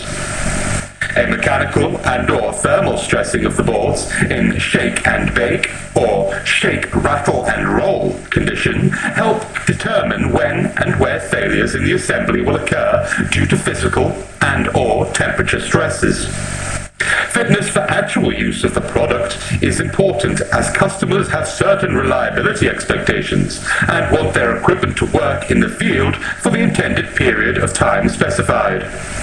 For example, if certain parts fail easily in thermal stress and it is determined that solder volume is the culprit, it is possible that one could eliminate some of the failures by changing the manufacturing process. 1.8 Quality Life Cycle Tracking. Quality control requirements are usually specified on the applicable performance specification. As an example, the following table shows the characteristics for acceptance testing and frequency as part of a quality performance testing system. Table 1.8.1 identifies the mechanical, physical, visual, and electrical tests normally required by a customer in order to ensure that the quality life cycle tracking data is available. This is a rather long table, including visual aspects such as the edges of boards, laminate imperfections, voids in plated holes, lifted lands, marking and traceability, and workmanship. Solderability includes the surface mount joints and the through-hole joints. Dimensional inspection involves the board dimensions, the hole sizes, the hole pattern accuracy, pattern feature accuracy, annular ring for the external size, bow and twist, solder resist coverage, plating or coating thickness. For the conductor widths, both the internal and external widths are measured, and for conductor spacing, both the internal and external spacing is measured. The conductive surfaces, the edgeboard contact, junction of gold plate to solder finish, any nicks, dents or pinholes, de-wetting or non-wetting or final finish coverage, edge board connectors, and surface mount. The physical, plating adhesion, and solder resist cure and adhesion. The structural integrity after stress of plating integrity, laminate voids, etchback or negative etchback, annular ring, the internal dimension, lifted lands, hole plating thickness, surface plating and conductor thicknesses, conductor thickness internal, metal core spacing, dielectric thickness, and resin fill of buried vias. For the structural integrity after stress, for a type 2 mitro section, there is plating integrity, laminate voids, lifted lands, hole plating thickness, and surface plating and conductor thickness. The frequency of examination through the use of a sampling plan is also important. Sampling plans identify whether a particular production meets specific design requirements. IPC recommends zero-based sampling plans. A zero-based plan allows no defects in the sampled lot. If any defects are found in the sample, the entire lot must be examined. Table 1.8.2 shows the sampling plan characteristics for a C0 type variation and consistency. The top of the table has an index value associated with a QL, accepted quality levels. The C equals 0 sampling plans requires that if a particular product has anomalies found in the sample size, then the entire lot must be examined. The lower of the index number, the larger the sample size. This ensures higher quality when inspecting products. Table 1.8.2 Sampling requirements. Dependent on the class of the board and the lot size to be manufactured. Although many of the tests performed under the Quality Conformance Testing Plan are applicable for production lots, there are some tests that are done at a frequency that exceeds production lots. Table 1.8.3 shows some of the tests that are done either monthly or quarterly to determine that the manufacturing processes are in control. Table 1.8.3 tests for process controls. The inspections involve a rework simulation when specified, a bond strength, dielectric withstanding voltage, and a moisture insulation resistance. For Class 1, most of these are not checked. For Class 2, they are checked quarterly. For Class 3, they are checked monthly. A direct correlation can be derived for the benefits of moving from the present quality conformance techniques and sampling plan to an end product evaluation for control and capability. The detailed steps of a process control system should be completely documented, showing the process, the system of measurement, and the system of controls in an overall plan. Figures 1.8.1, 1.8.2, and 1.8.3 show the process steps for design, board fabrication, and assembly. A sampling plan identifies all the important points in these processes where form, fit, function, and suitability for use are identified.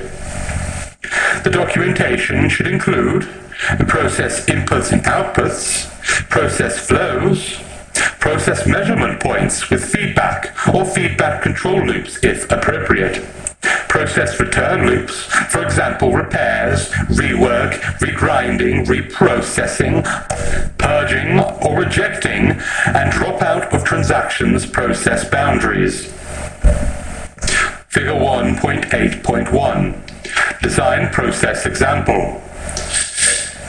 This is a chart that leads through several sections, starting with plan design, to input schematic or netlist, create component list, create component libraries, enter mechanical data, set up placement rules, place components, sequence nets, simulate high-speed geometries, adjust sequence and placement, test routability, set up routing rules, route the board, check routings, add planes for power and ground, split plane generation, create area fills, back annotate schematic, compare netlist, design check, create test points, generate manufacturing files, audit design, and archive the design.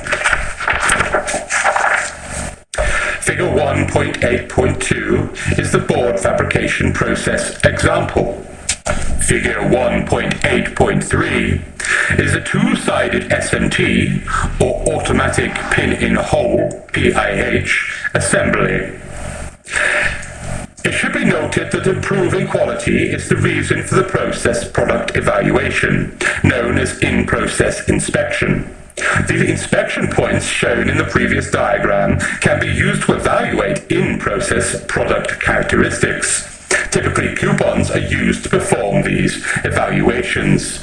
After the drilling process step, for example, hole pattern registration can be evaluated by using a specific registration coupon. Example for design: at component placement, a DFA check should be performed by assembler. Prior to routing, a feature size check and stack up should be performed by the fabricator. Example for fabrication: typically, coupons are used to perform these evaluations. After the drilling process step, for example, hole pattern registration can be evaluated by using a specific registration coupon. In-process data is used to help determine the in-process product evaluation for controlling quality. Each part of the process can be evaluated for its parameters related to producing good products. Using standard SPC tools and developing coupons, panels, or process techniques helps evaluate the most significant contributors to defects. define objectives or targets, collect appropriate data, analyze the data, and continually move the process closer to the target, reducing the variation. Documenting all forms of the analysis, whether quality conformance testing or SPC parameters, is an important part of the measurements tool to determine the quality aspects of a product. Field equipment reports are factored into the life cycle tracking equation. Every manufacturer should have a form of a quality documentation plan that works and is simple and easy for the operators to enter data. This will help merge the production data with field data. Barcoding has proven useful in automating the process of tracking and recording non-conforming products. Barcodes in the form of labels or scribe markings in copper on the printed board assemblies make it easy for operators to record a product's serial number and performance characteristics. Figure 1.8.4 is an example of barcode information. 1.9 Materials and Compliance. ROSH, ROHS, and REACH. Regulations impacting the electronics industry are increasingly focused on materials or substances that are contained in products. The European Union, EU, which Britain is not part of these days, has been a leader in developing regulations that ban or restrict substances in products. In 2006, the EU finalized two groundbreaking regulations that have forever changed the landscape for electronics manufacturing. The Restriction of Hazardous Substances, ROSH, in Electrical and Electronic Equipment Directive. The Registration, Evaluation, Restriction and Authorization of Chemicals, REACH, regulation. The ROSH directive bans lead, mercury, cadmium, hexavalent chromium, polybromated biphenyls, PBB, and polybromated diphenyl ethers in EEE above certain concentrations. The REACH regulation requires electronics manufacturers whose products contain a substance of very high concern, SVHC, to notify the EU authorities if an SVHC is present in a product above 0.01%. Compliance with ROSH and REACH are just two examples of regulations designers must be aware of in order to ensure product compliance. EU ROSH Directive. The ROSH Directive was revised in 2011. Under the ROSH II Directive, no additional substances were restricted due to IPC and other industry stakeholders' lobbying efforts. However, the scope of electrical and electronic products covered was expanded, a new exemptions policy was put in place, and a ROSH II Directive became a CE marking directive. The list of substances restricted under the ROSH II Directive is being reviewed. The EU Commission is developing a methodology to evaluate substances for potential restriction under the ROSH II Directive. IPC has remained engaged in the development of the methodology advocating for science-based solutions, not religious. The ROSH II Directive covers all categories of electrical and electronic equipment as listed below, with a few categories phased in. The categories of electrical and electronic equipment for the purpose of a ROSH device are 1. Large household appliances. 2. Small household appliances. It doesn't mention medium household appliances, apparently. 3. This applies to ETL systems, IT and telecommunications equipment. 4. Consumer equipment. 5. Lighting equipment. 6. Electrical and electronic tools, with the exception of large-scale stationary industrial tools. 7. Toys, no, not like that, leisure and sports equipment. 8. Medical devices comes into scope in 2016. 9. Monitoring and control instruments, including industrial monitoring and control instruments, comes into scope in 2017. 10. Automatic dispensers. 11. Other electrical and electronic equipment not covered by any of the categories above comes into scope in 2019. The ROSH II directive is not applicable to the following types of electrical and electronic equipment. Military equipment. Equipment designed to be sent into space. Equipment designed and installed as part of another type of equipment not within scope. Large-scale stationary industrial tools. Large-scale fixed installations. Means of transport. Non-road mobile machinery for professional use. Active implantable medical devices. Photovoltaic panels. R&D equipment only available on B2B basis. EU REACH regulation. In 2007, the EU adopted the Registration, Evaluation and Authorization of Chemicals Regulation, REACH, that regulates substances sold on the EU market. REACH is a very complex regulation that imposes obligations on all parts of the supply chain. If a substance, preparation, or article is not registered for a specific use, that substance, preparation, or article will not be allowed on the EU market. REACH imposes additional requirements on manufacturers, importers, and users of substances classified as substances of very high concern, SVHCs. These requirements include knowing whether SVHC is present in your product above a certain threshold, and if so, notifying the European Chemicals Agency, ECHA. The ECHA will update the SVHC list every 6 months. The current list includes 144 substances, 12 squared, and can be found by visiting a website link that I'm not going to list out, even though I probably could have said it by the time I've decided to finish reading out a sentence that isn't in the book. The SVHC list is updated biannually. From the SVHC list, ECHA will identify substances for authorization under Annex 14 of the REACH regulation. Manufacturers, importers, and users of substances identified in Annex 14 must apply for authorization of that substance for a specific use in order to continue to place that substance on the market. The REACH Committee in the EU is expected to finalize the first lists of substances in Annex 14 by early 2011. 1.10 Solder joint reliability. In this section, the issues associated with solder joint reliability will be discussed. There are 3 main modes of solder joint failure.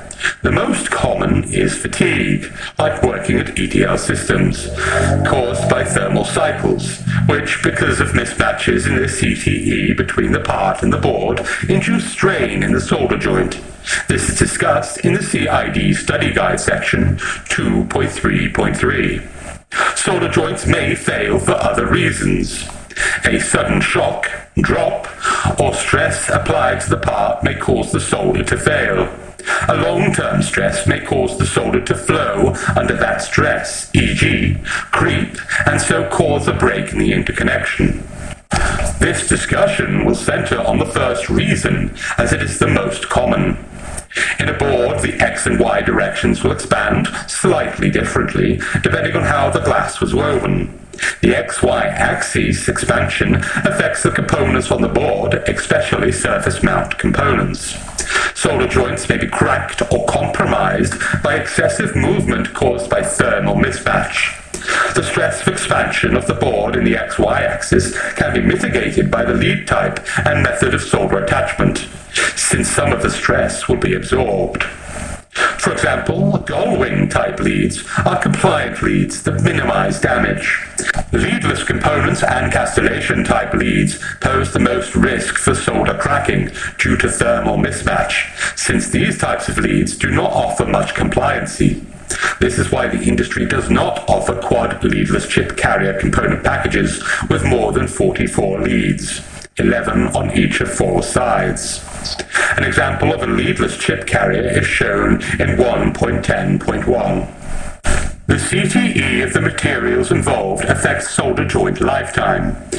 Figure 1.10.2 from IPC 2221B, Figure 7.2, show examples of CTE for various materials. Table 1.10.1 is from IPC 2221B, Table 7.4, shows the calculated reliability figures of merit related to the differences in CTE, the distance of the solder joint from the neutral point, zero strain, of the component, typically the center, and the solder joint height, a function of solder volume. Note that the value of R is dependent on the environment, i.e., the temperature minimums and maximums that the solder joint sees and the number of daily temperature swings the solder joint undergoes. Figure 1.10.2, CTE of common materials. Table 1.10.1 is a comparative reliability matrix. This table represents 3 service environments of 0.1, 1, and 10 cycles per day. These, combined with the 4 temperature ranges, can be used to calculate the R value, the reliability index in part per million per degree C.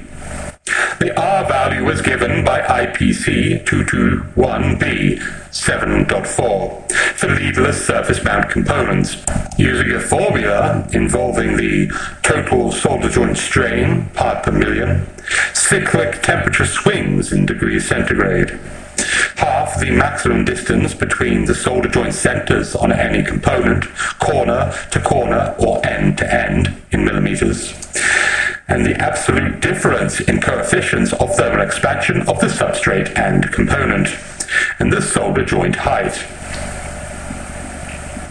The longer the life, the more severe the requirement, the lower the number in the matrix becomes.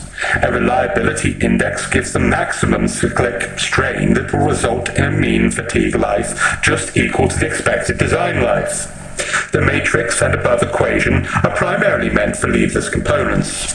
For leaded components, some underlying relationships are different. While not changing the indicated trends, these relationships will change the matrix quantitatively. For example, lead compliancy will affect the amount of damage in the solder joint per thermal cycle, and damage equations developed for solder under cyclic temperature stresses include a factor showing that the amount of damage is inversely proportional to the area of the solder joint.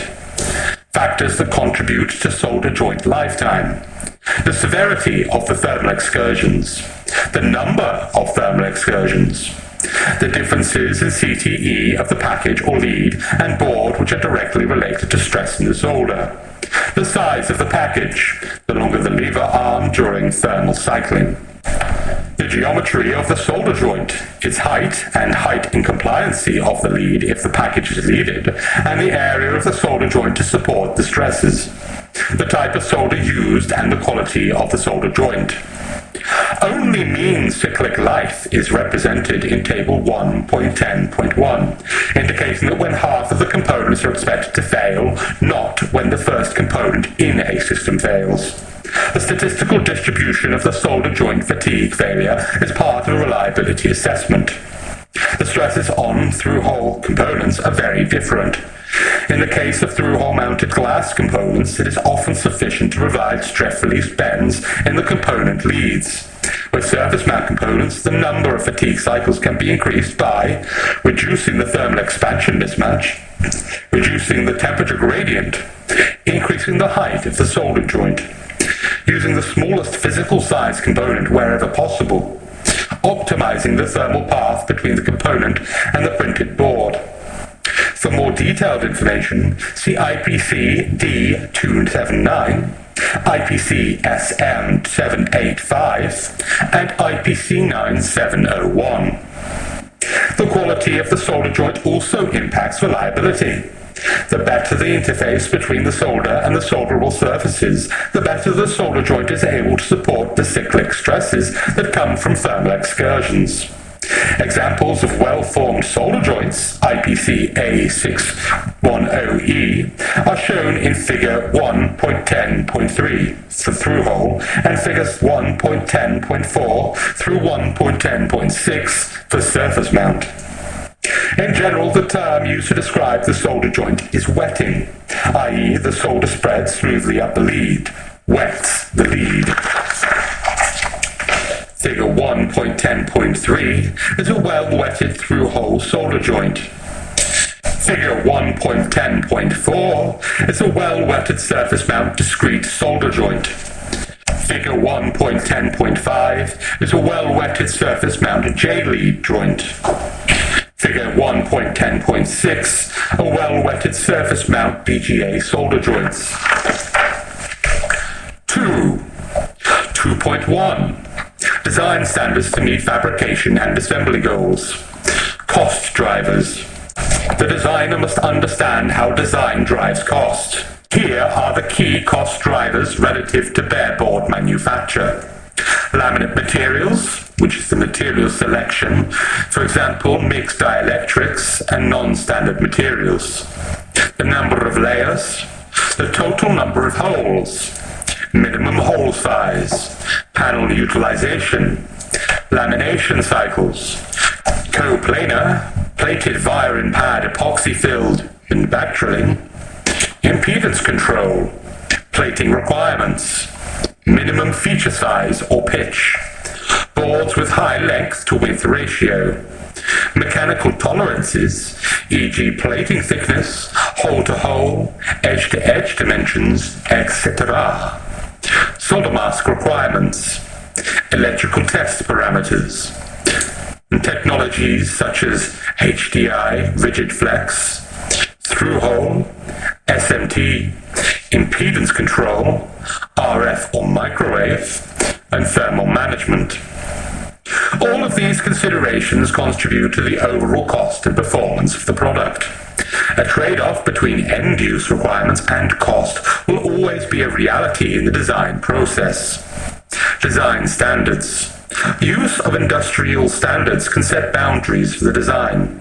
Especially useful, the DFX, Design for Excellence, standards that a laminator or assembly house uses to establish costs and limits their processes.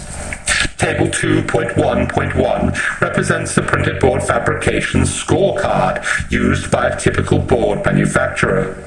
The table indicates the cost characterization based on 4 particular orders of complexity. Each manufacturer has its own scorecards for these elements. The table is intended to represent one point of view for one manufacturer. The designer or customer can apply this type of scoring system when working with a particular board fabricator to determine the capabilities and costs associated with that fabricator. Table 2.1.1 is the printed board fabrication scorecard. Designers should work with their fabricators to establish a producibility table to better understand cost versus performance issues pertaining to manufacturers' capabilities. Table 2.1.2 provides some guidelines as to the impact of various decisions made by the designer. In most instances, each manufacturer's capability that impacts the final outcome. Table 2.1.2, Design Impact on Fabrication. The fabrication design assumptions. The hole or land ratio. Land size at least 0.6 millimeters greater than hole size. A benefit is it provides sufficient land area to prevent breakout, i.e. a hole intersecting the edge of land, an insufficient annular ring. Drawbacks, large lands may interfere with minimum spacing. For a teardrop, a connection of run with the land. Benefits, provides additional area to prevent breakout and may improve reliability by preventing crack at the land or run boundary and vibration or thermal cycling. A downside is it may interfere with minimum space requirements. For board thickness between 0.8 millimeters and 2.4 millimeters typically over the copper, By not following the standard thickness, thinner boards tend to warp and require extra handling with through-hole technology components. Thicker boards may have a lower yield because of layer-to-layer registration. Some components may not have long enough leads for thicker boards. Board thickness to plated hole diameter ratios less than or equal to 5:1 are preferred. Benefits of smaller ratios result in more uniform plating in hole, easier cleaning of holes, and less drill wander. Another is that larger holes are less susceptible to barrel cracking. Symmetry across the board thickness. Top half should be a mirror image of the bottom half in order to achieve a balanced construction. By not following this assumption, it tends to lead to warping. In the location of ground or power planes, the orientation of signal runs and the direction of the fabric weave affect board symmetry. The board size. Smaller boards warp less and have better layer-to-layer registration. However, foil lamination or floating layer layups should be considered for large panels with small features. Conductor spacing of less than or equal to 0.1 millimeter. Etching fluid does not circulate efficiently in narrower spaces, resulting in incomplete metal removal and possible electrical shorts. Circuit features, such as conductor width that were less than or equal to 0.1 millimeters. Smaller features are more susceptible to breakage and damage during etching and final board assembly. Table 2.1.3, Sample Cost Adder Matrix. For PCB fabrication, a percentage and a note. Additional layer pairs potentially add 10%. Blind vias, 25% for each set. Buried vias, 15% for each set. Filled vias, $30 per panel. Filled vias with capped via in pad, $65 per panel. Slots, 10%, including countersinks, milling, extra routing, etc. Smallest hole size before adder, 3 to 30%, based on aspect ratio starting at 12:1. Impedance, 5%. Hole count, holes per square inch, 3 to 10%, starting at 100 holes per square inch. Silkscreen, 2 sides, 0%. Enig, 18 American cents per square inch, or $25 minimum per panel, or $75 min per order. Silver, 0%, included in the board price. OSP, 0%, included in the board price. Hassle, $15 per panel. Other finishes, such as electrolytic gold on fingers or selective connector or pad areas, can cost about $50 per panel in most cases. The complete board or full body depends on as much gold and thickness. It can get very expensive, as much as $500 plus per panel in some cases.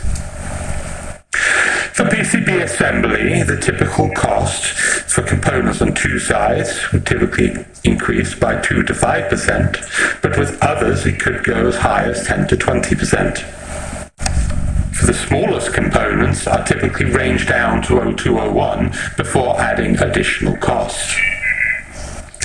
Stencils add $425. IMS usually will put both top and bottom on the same stencil, so customers normally only need one. Exception to that rule is if the board or panel size is larger than 9 by 9 inches. Design standards continued.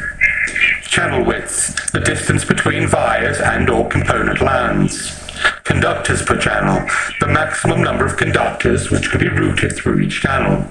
Feature pitch, center to center distance. Size of the feature, annular ring or land size. Feature pitch and size of the feature define the channel width. The number of conductors per channel is determined by the channel width, conductor width, and spacing required to meet electrical performance of the circuits. An example for routing of a BGA pattern is shown in figure 2.1.6. This example shows a composite view of a typical relationship between a 1 mm BGA pitch and the via fan-out pitch. This can determine the potential trace and space to route between vias and is used on all layers, i.e. 2 traces between vias. For figure 2.1.6, the feature sizes in table 2.1.2 apply. For table 2.1.2 are feature sizes. For vias, a pad size, a hole, an anti-pad size, and a BGA pad size. For trace or space data, trace width, trace or trace space, trace to via space, a routing grid, a via grid, and part placement grid. Note, in Class 3 build, the via requirements would have increased feature sizes and would necessitate 1 trace between the vias. The designer must perform design rule checks, DRCs, to evaluate conformance to printed board fabrication and assembly design goals. DRCs for fabricators and assemblers often do not take into account electrical DRCs such as controlled signal lengths for timing. Not all DRCs may be available in each CAD tool, however careful observation must be performed even if different means are required, such as a visual, a manual, or other software tools. Many of the required electrical DRCs are only available with analysis tools. Here is a list of the basic DRCs, design rule checks, that must be performed at minimum. Single layer checks. Aligned to conductor spacing, conductor to conductor spacing, hole to circuit spacing, circuit to non-circuit spacing, conductor width, annular ring, and conductor feature to board edge. Plane layer checks should be clearance to clearance spacing, clearance annular ring, thermal relief of annular ring, and whole wall to plane spacing, plus drill overage. The solder mask layer checks are the minimum coverage over land, minimum coverage over conductors, via tenting under BGAs, minimum sliver, exposed traces in clearance areas, and exposed areas around mounting holes. Solder paste layer checks, paste conductor clearance, glue stencil spot size related to part size, controlled by assembly drawing. Reduced paste definition on large thermal pads. Alignment fiducials. Glue stencil checks. Glue stencil spot size related to part size, controlled by assembler. Legend layer checks. Minimum line width. No legend on lands. Legend to land spacing. Polarity and component orientation. During this review process, each team member studies the alignment of the passive components and the finished registration of the multiple lead IC devices. Additional evaluations are made following wave soldering processing to measure uniformity and to identify bridging potential to adjacent leads or devices. Adjustment to the design should be based on these evaluations. Fundamental elements of good design practice are assessed during the design review. Use proven land geometry. Land pattern sizes and spacing generally follow those illustrated in IPC 7351. A consistent orientation of devices. Polarized devices in one direction. Uniform device clearance and distribution. Use devices that have standard configurations. Reasonable mixed technology concepts. Designed for efficient assembly processing. And assembly is testable from one side. 2.2 Manufacturing equipment size limitations. Awareness of the capabilities and limitations of equipment should be considered prior to or during the design phase. Definitions per IPC T50K. Panel. A rectangular sheet of base material or metal-clad material of predetermined size that is used for the processing of one or more printed boards and, when required, one or more test coupons. See also blank. Usage. A fabrication panel consisting of a bare board or multiple boards. Array or palette. For this study guide, the term array will be used. The printed board, image or patterns, plus the additional contiguous deliverable material from the panel. This may include tabs, fiducials, tooling holes, etc. Usage. An assembly array consisting of an assembled board or multiple boards. A fabricator works with panels with multiple board images. Depending on the assembler's requirements, these images may be grouped in arrays. These subunits, arrays, of multiple board images are processed in assembly. The array concept may not apply if assemblers want to process only individual board images. Both the panel and array have tooling features and datums. The panel also has a section for quality assurance test coupons.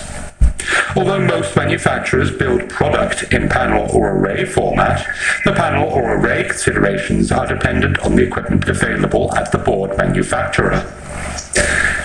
In most instances, the equipment characteristics are close to the normal panel size, i.e. 460mm by 610mm, or 18-inch by 24-inch. See tables 2.2.1 and 2.2.2. Some types of fabrication equipment can take larger sizes, so these conditions will help make a decision as to how many boards can go on a manufacturing panel, and how many panels can be produced at any one process load. Types of equipment that are involved in board fabrication: drilling, deburring, plating, imaging, routing, screening, lamination press, bare board test, and solder coating. Panel size will depend on which of the above processes has the limiting panel size. The process with the smallest board size determines the panel size. It does no good to have a large panel size for plating if that size is larger than the drilling equipment can handle. Assembly and placement equipment also has constraints on the overall dimension of a product and may contain specific keep-out areas.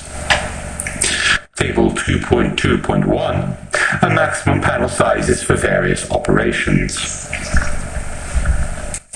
These constraints are found throughout the manufacturing process in the conveyor systems, equipment board, handling systems, and limitations within specific tools and fixtures, including pallet systems. All these systems typically have a maximum width and length which they can handle.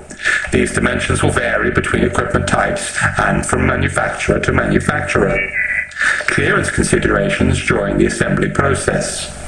Component placement equipment and conveyors. Card edge clearances for conveyor system and any pallets used. Clamping mechanisms and board supports. Clearance for gasketing and wave solder pallets. Clearance for strain relief during press fit operations and depanelization. Components overhanging board edge. Surface mount stencil printing. Placement heads for SMT devices. Reflow, during which the center of the board may require support. Plated through hole, both manual and auto insertion. Selective wave solder fixture. Press fit components. Hardware assembly, including heatsink assembly, and ICT in-circuit test. 2.2.2 has a maximum array size for various assembly operations, as an example. In most instances, manufacturers have determined their optimum size limits.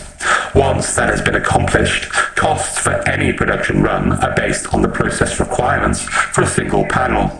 Manufacturers try to increase their panel yields wherever possible. The function of a board-to-panel relationship is important in order to provide reasonable producibility and reasonable cost conditions. The assembly operation has many clearance issues associated with process steps. These must be taken into consideration as early in the design process as possible.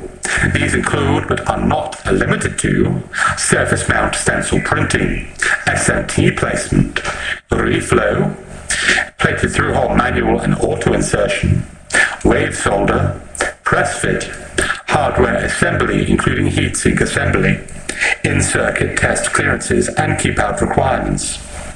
It is important to work closely with the board fabricators and an assembler for the products being produced. This becomes critical when trying to maintain a reasonable yield and reduce costs to panel production characteristics. Figure 2.2.1 shows an example of a typical work and turn product for a board manufacturer. In this example, the assembler has determined their conveyor size and would be appropriate to put 6 boards on a given panel array. The assembly strategy and the electrical test strategy is such that the assembled boards are built on the conveyor and soldered accordingly for both reflow and wave. The boards are then excised and electrically tested. Tooling holes must be provided for the electrical test feature. The stencil for applying solder paste is produced to handle the array. The single image designed by the user is replicated 6 times in every manufacturing panel. In this example, the board fabricator determined that the best yield would be achieved by taking 3 assembly arrays and placing them on the standard panel. As shown in this fabrication illustration, 2 array panels would easily fit on a sub-panel. However, by taking a third panel and positioning it in a vertical orientation, a full panel produces 3 assembly arrays instead of 2. This is known as work and turn. It is a practice used to manage material utilization. The only downside to this example is that multi-layer materials exhibit movement in the X and Y axis in a non-linear fashion. Therefore, the image locations on each of the arrays will vary based on the location within the manufacturing panel. Glass cloth is woven to act as the reinforcement for the board. The number of threads in the warp and fill count for the material movement that takes place during the fabrication process. Board manufacturers normally neutralize this movement by adjusting the photo tools. However, the resulting subboards from the panel cause the 2 horizontal boards to be dimensionally slightly different than the one vertical counterpart. In normal circumstances, this would not be an undesirable condition. However, a stencil produced to manage the solder paste positioning on the horizontal arrays may not necessarily meet the same registration conditions as the vertically oriented array. Designers must work closely with fabricators to avoid this type of condition. If this is the way the fabricator will approach fabrication of the product, then a stencil could be optimized in order to make use of the best compromises. Stencil manufacturers typically work to a nominal positioning location. Knowing that the boards are produced in different orientations, the stencil manufacturer would attempt to work between the 2-dimensional variations, so that a single stencil could be used for any of the boards shown in the illustration. Assembly strategy is such that boards, often in array format, are built on the conveyor and soldered both reflow and wave. The stencil for applying solder paste is produced to handle the array. This single image is replicated 6 times on every manufacturing panel. The boards are excised and electrically tested. Tooling holes must be provided for the electrical test fixture. 2.3. The length to width ratio impacts how the product performs in the field and how the product is made by the manufacturer. It is usually recommended that boards are uniform in size wherever possible in order to facilitate bare board and assembly manufacturing, facilitate test fixtures, minimize the number of fixtures required. Smaller boards warp less and have better layer-to-layer registration. In larger boards, the land patterns and via locations are more critical due to material movement. Larger boards and panels may pose greater challenges because of these small feature sizes and registration issues. A good practice is to select a board size that is compatible with a standard fabrication panel size in order to achieve lowest cost and maximize the number of boards per panel. The XY relationship should match the fabrication panel, and it should maintain a reasonable ratio of one dimension to the other. A ratio of 3:1 is a proper goal. Boards that are close to square provide the most beneficial characteristics for the final assembly and fabrication of the bare board from a bow and twist standpoint. An example of a relatively uniform board size is one that is 100 by 150 millimeters, 4 by 6 inch. Best practice is to never go beyond length to width ratio of 12 to 1. Greater than 12 to 1 is not recommended for many assembly, fabrication, and product performance reasons. Large ratio products result in a higher cost due to poor panel utilization and an exaggeration of the problems with bow and twist. The requirement for a long, thin board also jeopardizes conductor routability. Routing is primarily on the longitudinal axis, which may cause crosstalk and signal integrity problems. Flexing of a long, thin board may cause conductor breakage during handling and/or assembly and test operations. Planes, parallel ground, can become detrimental to the cross-sectional area of the thinner portion of the long, thin board. Plated through holes put into planes to make connection to ground or power can form fences where the rows go across the thin part of the board. This provides a natural breakpoint for these types of products. The holes have been removed for part of the strength of the material along the thinner portion of the board. Component orientation is limited. Some benefit can be derived as to how the boards are panelized for assembly if orientation is consistent. Consistent orientation can reduce throughput time for pick-and-place equipment and exposure to wave solder. Perpendicular component rotations, the long board axis, may reduce solder joint failures due to the potential board flex and stress. The coefficient of thermal expansion is exaggerated through all of the stress points that are considered in the thin part of the board. The shorter dimension expands much less than the longer dimension. There are times when a high length-to-width ratio is required due to configuration of the equipment and final use of the end product. In these instances, special care is required in designing the circuit board. Structure and plated hole locations become critical due to the impact they have on physical properties. Special fixtures may be required or built to support the boards during fabrication, assembly, and electrical tests. Assembly of long, thin boards is another issue of concern. Most long, thin boards are built in an array format. The array is usually one column and several rows where the boards are positioned. Once the assembly is completed and the boards are excised from the assembly panel, they are difficult to handle. A fixture, added cost, might be required in order to move the product for the next stages of an in-circuit test or other forms of test and inspection. For long, thin boards, mounting holes are critical and tend to strain the coefficient of thermal expansion. However, the coefficient of thermal expansion is exaggerated in all stress points in the thin part of the board. It expands much less than the longer dimension. Depending on how long the thin boards are mounted within the final assembly, the designer must consider supports of the board in the final housing. The primary impact of a high length-to-width ratio product is that it exaggerates the fabrication process variations and the reliability issues, including registration of individual layers to each other in multi-layer structures, and temperature profiles that the board can withstand as part of the assembly process. In many instances, higher quality material is required for long, thin boards to move through manufacturing without defects. Higher quality materials have a higher TG, or additional reinforcement. Conductor thickness for long, thin boards may also require a larger amount of physical copper. The conductor must be sized to resist the bending and stretching damage that long, thin boards are susceptible to. Not all elements of fine pitch, fine conductors, and small holes may be permitted in a board configuration that has a high length-to-width ratio. Boards of a high length-to-width ratio have higher costs. In bare board manufacturing, these can become prohibitive. If properly considered at the beginning of the design, a long, thin board can be optimized to a point that it makes for reasonable fabrication and assembly solution. 2.4. Balanced construction and copper balance. Balanced construction.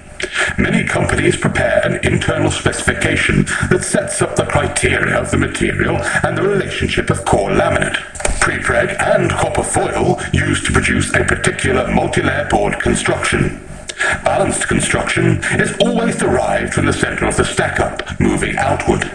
However, the layup process will pair layers based on fixed thicknesses of single core laminate, alternating with varied layer thickness of prepreg. What is done on the one side of the center, the top half, is identical on the other side of the center, the bottom half. After reviewing the construction and determining the relationship between the various layers and other board characteristics, the manufacturer makes an attempt to balance the construction and material thicknesses. As an example, the material callout might indicate thickness of sections within the multi-layer structure. In most instances, these are determined by the manufacturer or the impedance requirements. Both balanced copper and balanced construction should be achieved. The board manufacturer takes the layup of a particular product and determines the relationship of the number of core laminates versus prepreg versus total construction. As an example, a typical stack-up cross-section might be something that looks like 2.4.1. Figure 2.4.1 is a PCB cross-section balanced 12-layer stack-up. Copper balance. Copper balancing is used to aid in the fabrication process and reliability of the printed board. When the original laminate sheet is pressed by the laminate manufacturer, certain stresses are built into the construction of the core laminate. When the copper is removed from a two-sided core laminate, the stresses are relieved, resulting in an increase in the X and Y variation movement. This would have an adverse effect on layer registration. A signal layer with only a few traces may be paired opposite another signal layer that has many signals. This would create an imbalanced copper pair that may cause potential manufacturing and/or warpage problems. Similarly, a signal layer that is paired opposite a plane layer would create an imbalanced pair that may also cause potential manufacturing and/or warpage problems. One core side has most of the copper removed. The other side has openings where wires go through the entire board, with most of the layer a copper plane. To alleviate this issue, most manufacturers will modify the photo tooling in order to compensate for this material movement. This ensures the registration of one layer to another meets all the design requirements. The balancing of copper is also critical, since uniform exposure to the etching solution is required in order to meet the desired end result for the copper circuitry on the surfaces of a double-sided board or the inner layers of a multi-layer product. Frequently, board manufacturers find it necessary to prepare inner layer laminate that contains heavy copper planes and fine conductors. This becomes problematic when this combination exists on the same layer. To control this, they may add additional copper around the border of the panel in order to manage proper etching of the fine conductors. They may also request the addition of non-functional copper within the circuit areas. As an example, figures 2.4.2 and 2.4.3 show layer 2 and 3 of the construction previously defined. These two layers have dissimilar amounts of copper and will be produced as a single core laminate. The result of the pairing of these two layers, as defined, would produce a layer pair about a core construction of layers 2 to 3 with non-balanced copper. Figure 2.4.2, Layer 2, Positive Image, Fully Metallized. Figure 2.4.3, Layer 3, Positive Image, Partially Metallized. As an example, figures 2.4.4 and 2.4.5 now show layer 2 and 3 of the construction previously defined. These two layers have similar amounts of copper and will be produced as a single core laminate. The result of this pairing of these two layers as defined will produce a layer pair above the core construction of layers 2 to 3 with balanced copper. Figure 2.4.4, Layer 2, Positive Image, Fully Metallized. Figure 2.4.5. Layer 3, positive image, fully metallized. The etchings of this inner core laminate is different than the first one described in figures 2.4.2 and 2.4.3. The only modification in figure 2.4.5 was that layer 3 was filled with a copper flood of ground.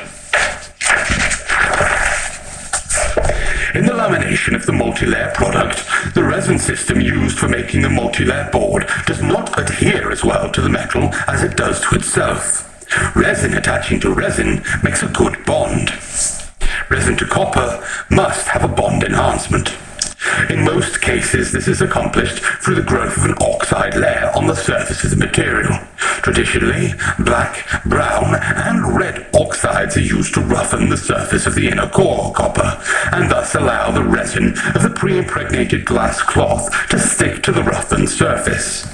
With lead-free applications, the traditional oxides do not hold up to the highest soldering temperatures.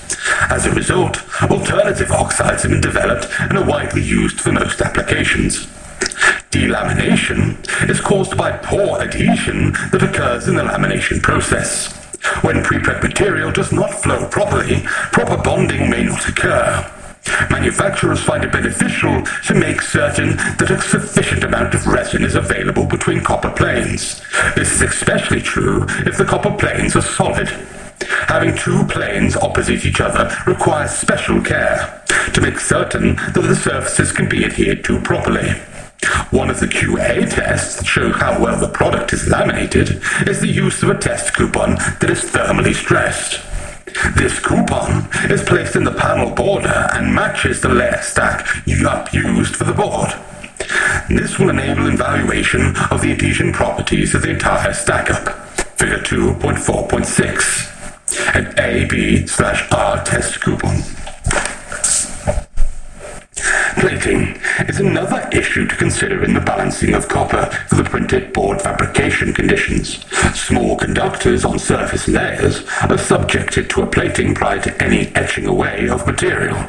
The plating step is relatively important since plating leaves a coating of copper and/or other metallic surfaces inside the barrel of the plated through hole.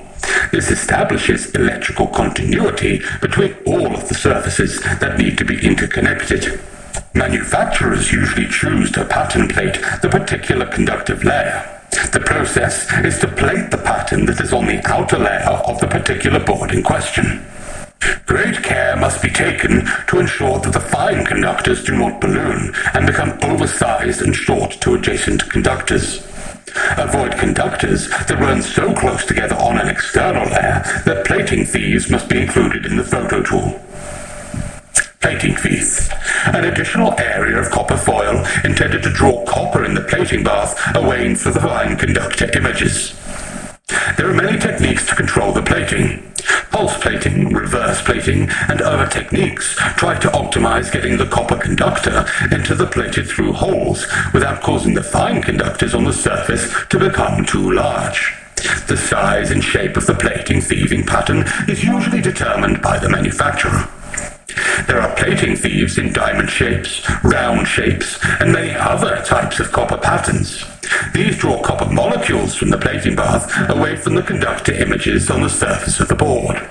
Some manufacturers prefer one shape over another, and find it satisfactory to have these plating thieves around the periphery of the board being plated. There are times when these patterns must remain on the surface of the board. They must be located in close proximity to the conductors that they are trying to prevent from becoming too large. Often, users prefer shapes other than round shapes, because a round thieving pad could be confusing to a vision system looking for a round fiducial. It is important to discuss these issues with the board fabricator. They will recommend and evaluate the necessary use of thieving and other conditions in order to make the plating and etching characteristic a proper function of the copper balance structure of the printed board.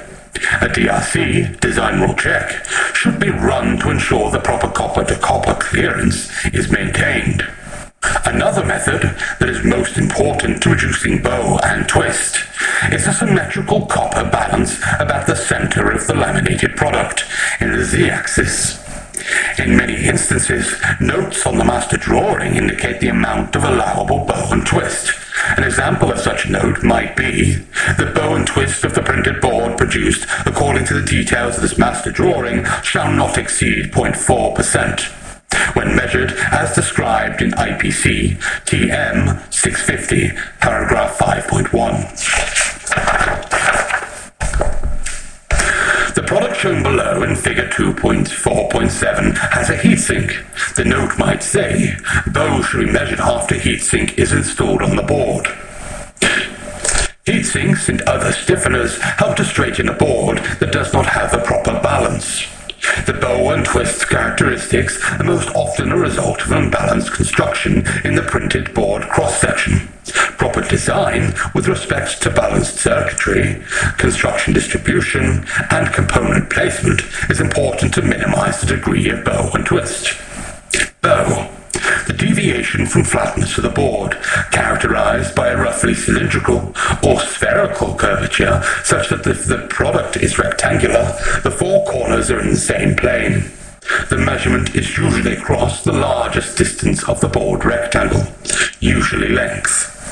Twist: deformation of a rectangular sheet, panel, or printed board that occurs parallel to the diagonal across the surface.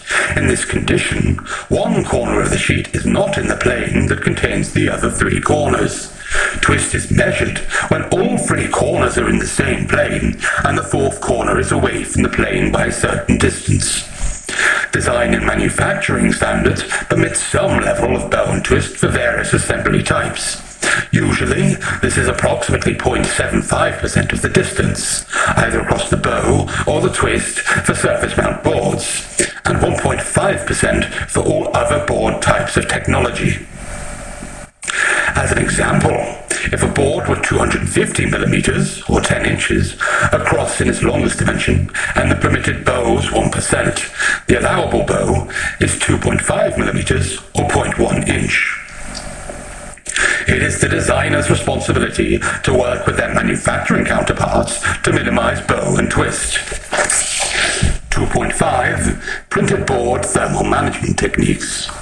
Today's electronic products must consider thermal management to ensure that all circuit components, especially the integrated circuits, are maintained within both their functional and maximum allowable limits. The two characteristics that increase the power dissipation required by any printed board assembly are speed and the number of gates in the silicon die. There has been much effort to reduce the size of the devices on the silicon wafer, transistors, diodes, etc. Size decrease means that each device iteration has more gates on the die, resulting in more heat dissipated per unit of die area.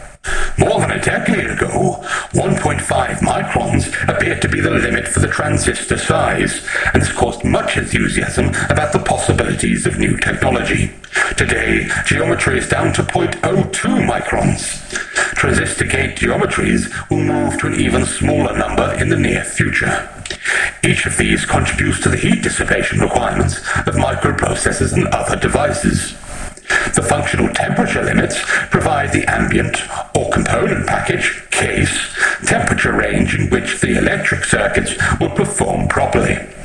The cooling techniques needed for the printed board assembly must be chosen to ensure proper printed board assembly design. For commercial applications, direct air cooling may be used. Cooling air contacts the printed board assembly. For rugged and hostile environment usage, indirect cooling must be used to cool the printed board assembly. In figure 2.5.1, the assembly is mounted to a structure that is air or liquid cooled, and the components are cooled by conduction to the heat spreader surface. Figure 2.5.1, a heat spreader example. A second example, figure 2.5.2, is a ceramic bowl grid array package. These are hermetically sealed. The case performing the sealing is also used as a method to remove the heat from the silicon die. Figure 2.5.2, a ceramic BGA. Component manufacturers are working so hard to provide some form of heat dissipation because of the speed at which the characteristics of the die must perform, and the number of gates contained within a die.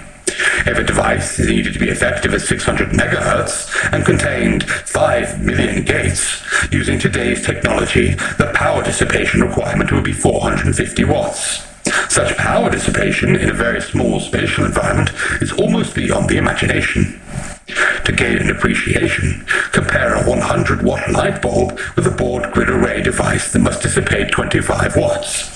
The heat flux of the light bulb over its volume is approximately 13 times less than that of the BGA, and the light bulb can dissipate heat from the entire room, while the BGA is confined to the small space around the component itself.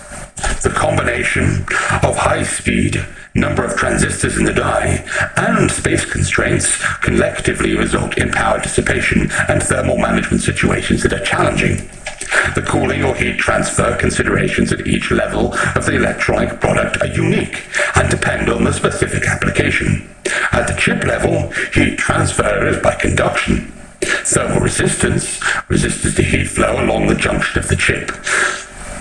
The temperature rise from this junction is usually not too large and can be neglected in some very high-power chips. The transfer mechanism is mainly conduction of heat in solids. The most important considerations at this level are chip or module power dissipations and module construction, part geometry, and part material properties. Conduction takes place through all materials. The conduction of heat through a material is directly proportional to the thermal conductivity constant, K, of the material, the cross-sectional area of the conductive path, and the temperature difference across the material conducting the heat. Conduction is inversely proportional to the length of the path and the thickness of the material. Table 2.5.1 shows some examples of the effects of different materials and their ability to conduct heat away from hot electronic parts. Table 2.5.1 Effects of material type on conduction. The second level of heat transfer mechanism is from the printed board or electronics assembly. This transfer mechanism is mainly convection. The thermal considerations are component package geometry and location on the board. Flow of the cooling fluid, usually air, can be laminar or turbulent. The flow rate is also an important factor, as is the distribution and package flow susceptibilities characteristics. The factors governing heat dissipation are non-linear, and simple models for heat loss do not necessarily work. Convection heat transfer is complex and involves the transfer of heat by mixing of fluids, usually air. The rate of heat flow by convection from a body to a fluid is a function of the surface area of the body, the temperature differential, the velocity of the fluid, and certain properties of the fluid. The contact of any fluid with a hotter surface reduces the density of the fluid and causes its temperature to rise. The circulation resulting from this phenomenon is known as free or natural convection. Airflow to cool an assembly can be from the natural flow of air as it is heated, or by some external device such as a fan or blower. Heat transfer by forced convection, such as a fan, can be as much as 10 times more effective than heat transfer by normal convection. Board construction and component placement are key factors in the cooling of the electronic assembly by conduction.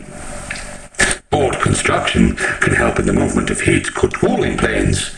These cooling planes could be attached to cooler parts of the chassis on the system, and in each instance, attaching parts to a cooler surface allows conduction of the heat, and thus cooling the heat source. Resin systems of printed boards do not have good conduction properties. Conduction is usually provided through metal planes, heat sinks, or metal cores contained within the board. Removing heat from chips requires the use of thermal vias if conduction methods for cooling are employed. Thermal vias are placed within a copper plane in which the chip is bonded, and the via transfers the heat through conduction down to the cooler plane or surface. The resin systems, the solder mask, the conformal coatings generally do not help in the thermal transfer or management. The system-level cooling of a product must consider the ambient temperature outside the unit, the altitude at which the unit is operating, and the humidity. If a blower, fan, or pump is used as the cooling device, the air-moving capacity of this cooling device must be factored in. Other issues: the physical size of the device being cooled, the acoustic noise generated by the cooling device, and the location of the cooling device within the unit. Heat transfer can be a complicated issue, consisting of both transfer through conduction and transfer through convection. A third cooling method exists: radiation. Radiation, thermal energy or heat transfer by electromagnetic radiation, primarily in the infrared wavelength.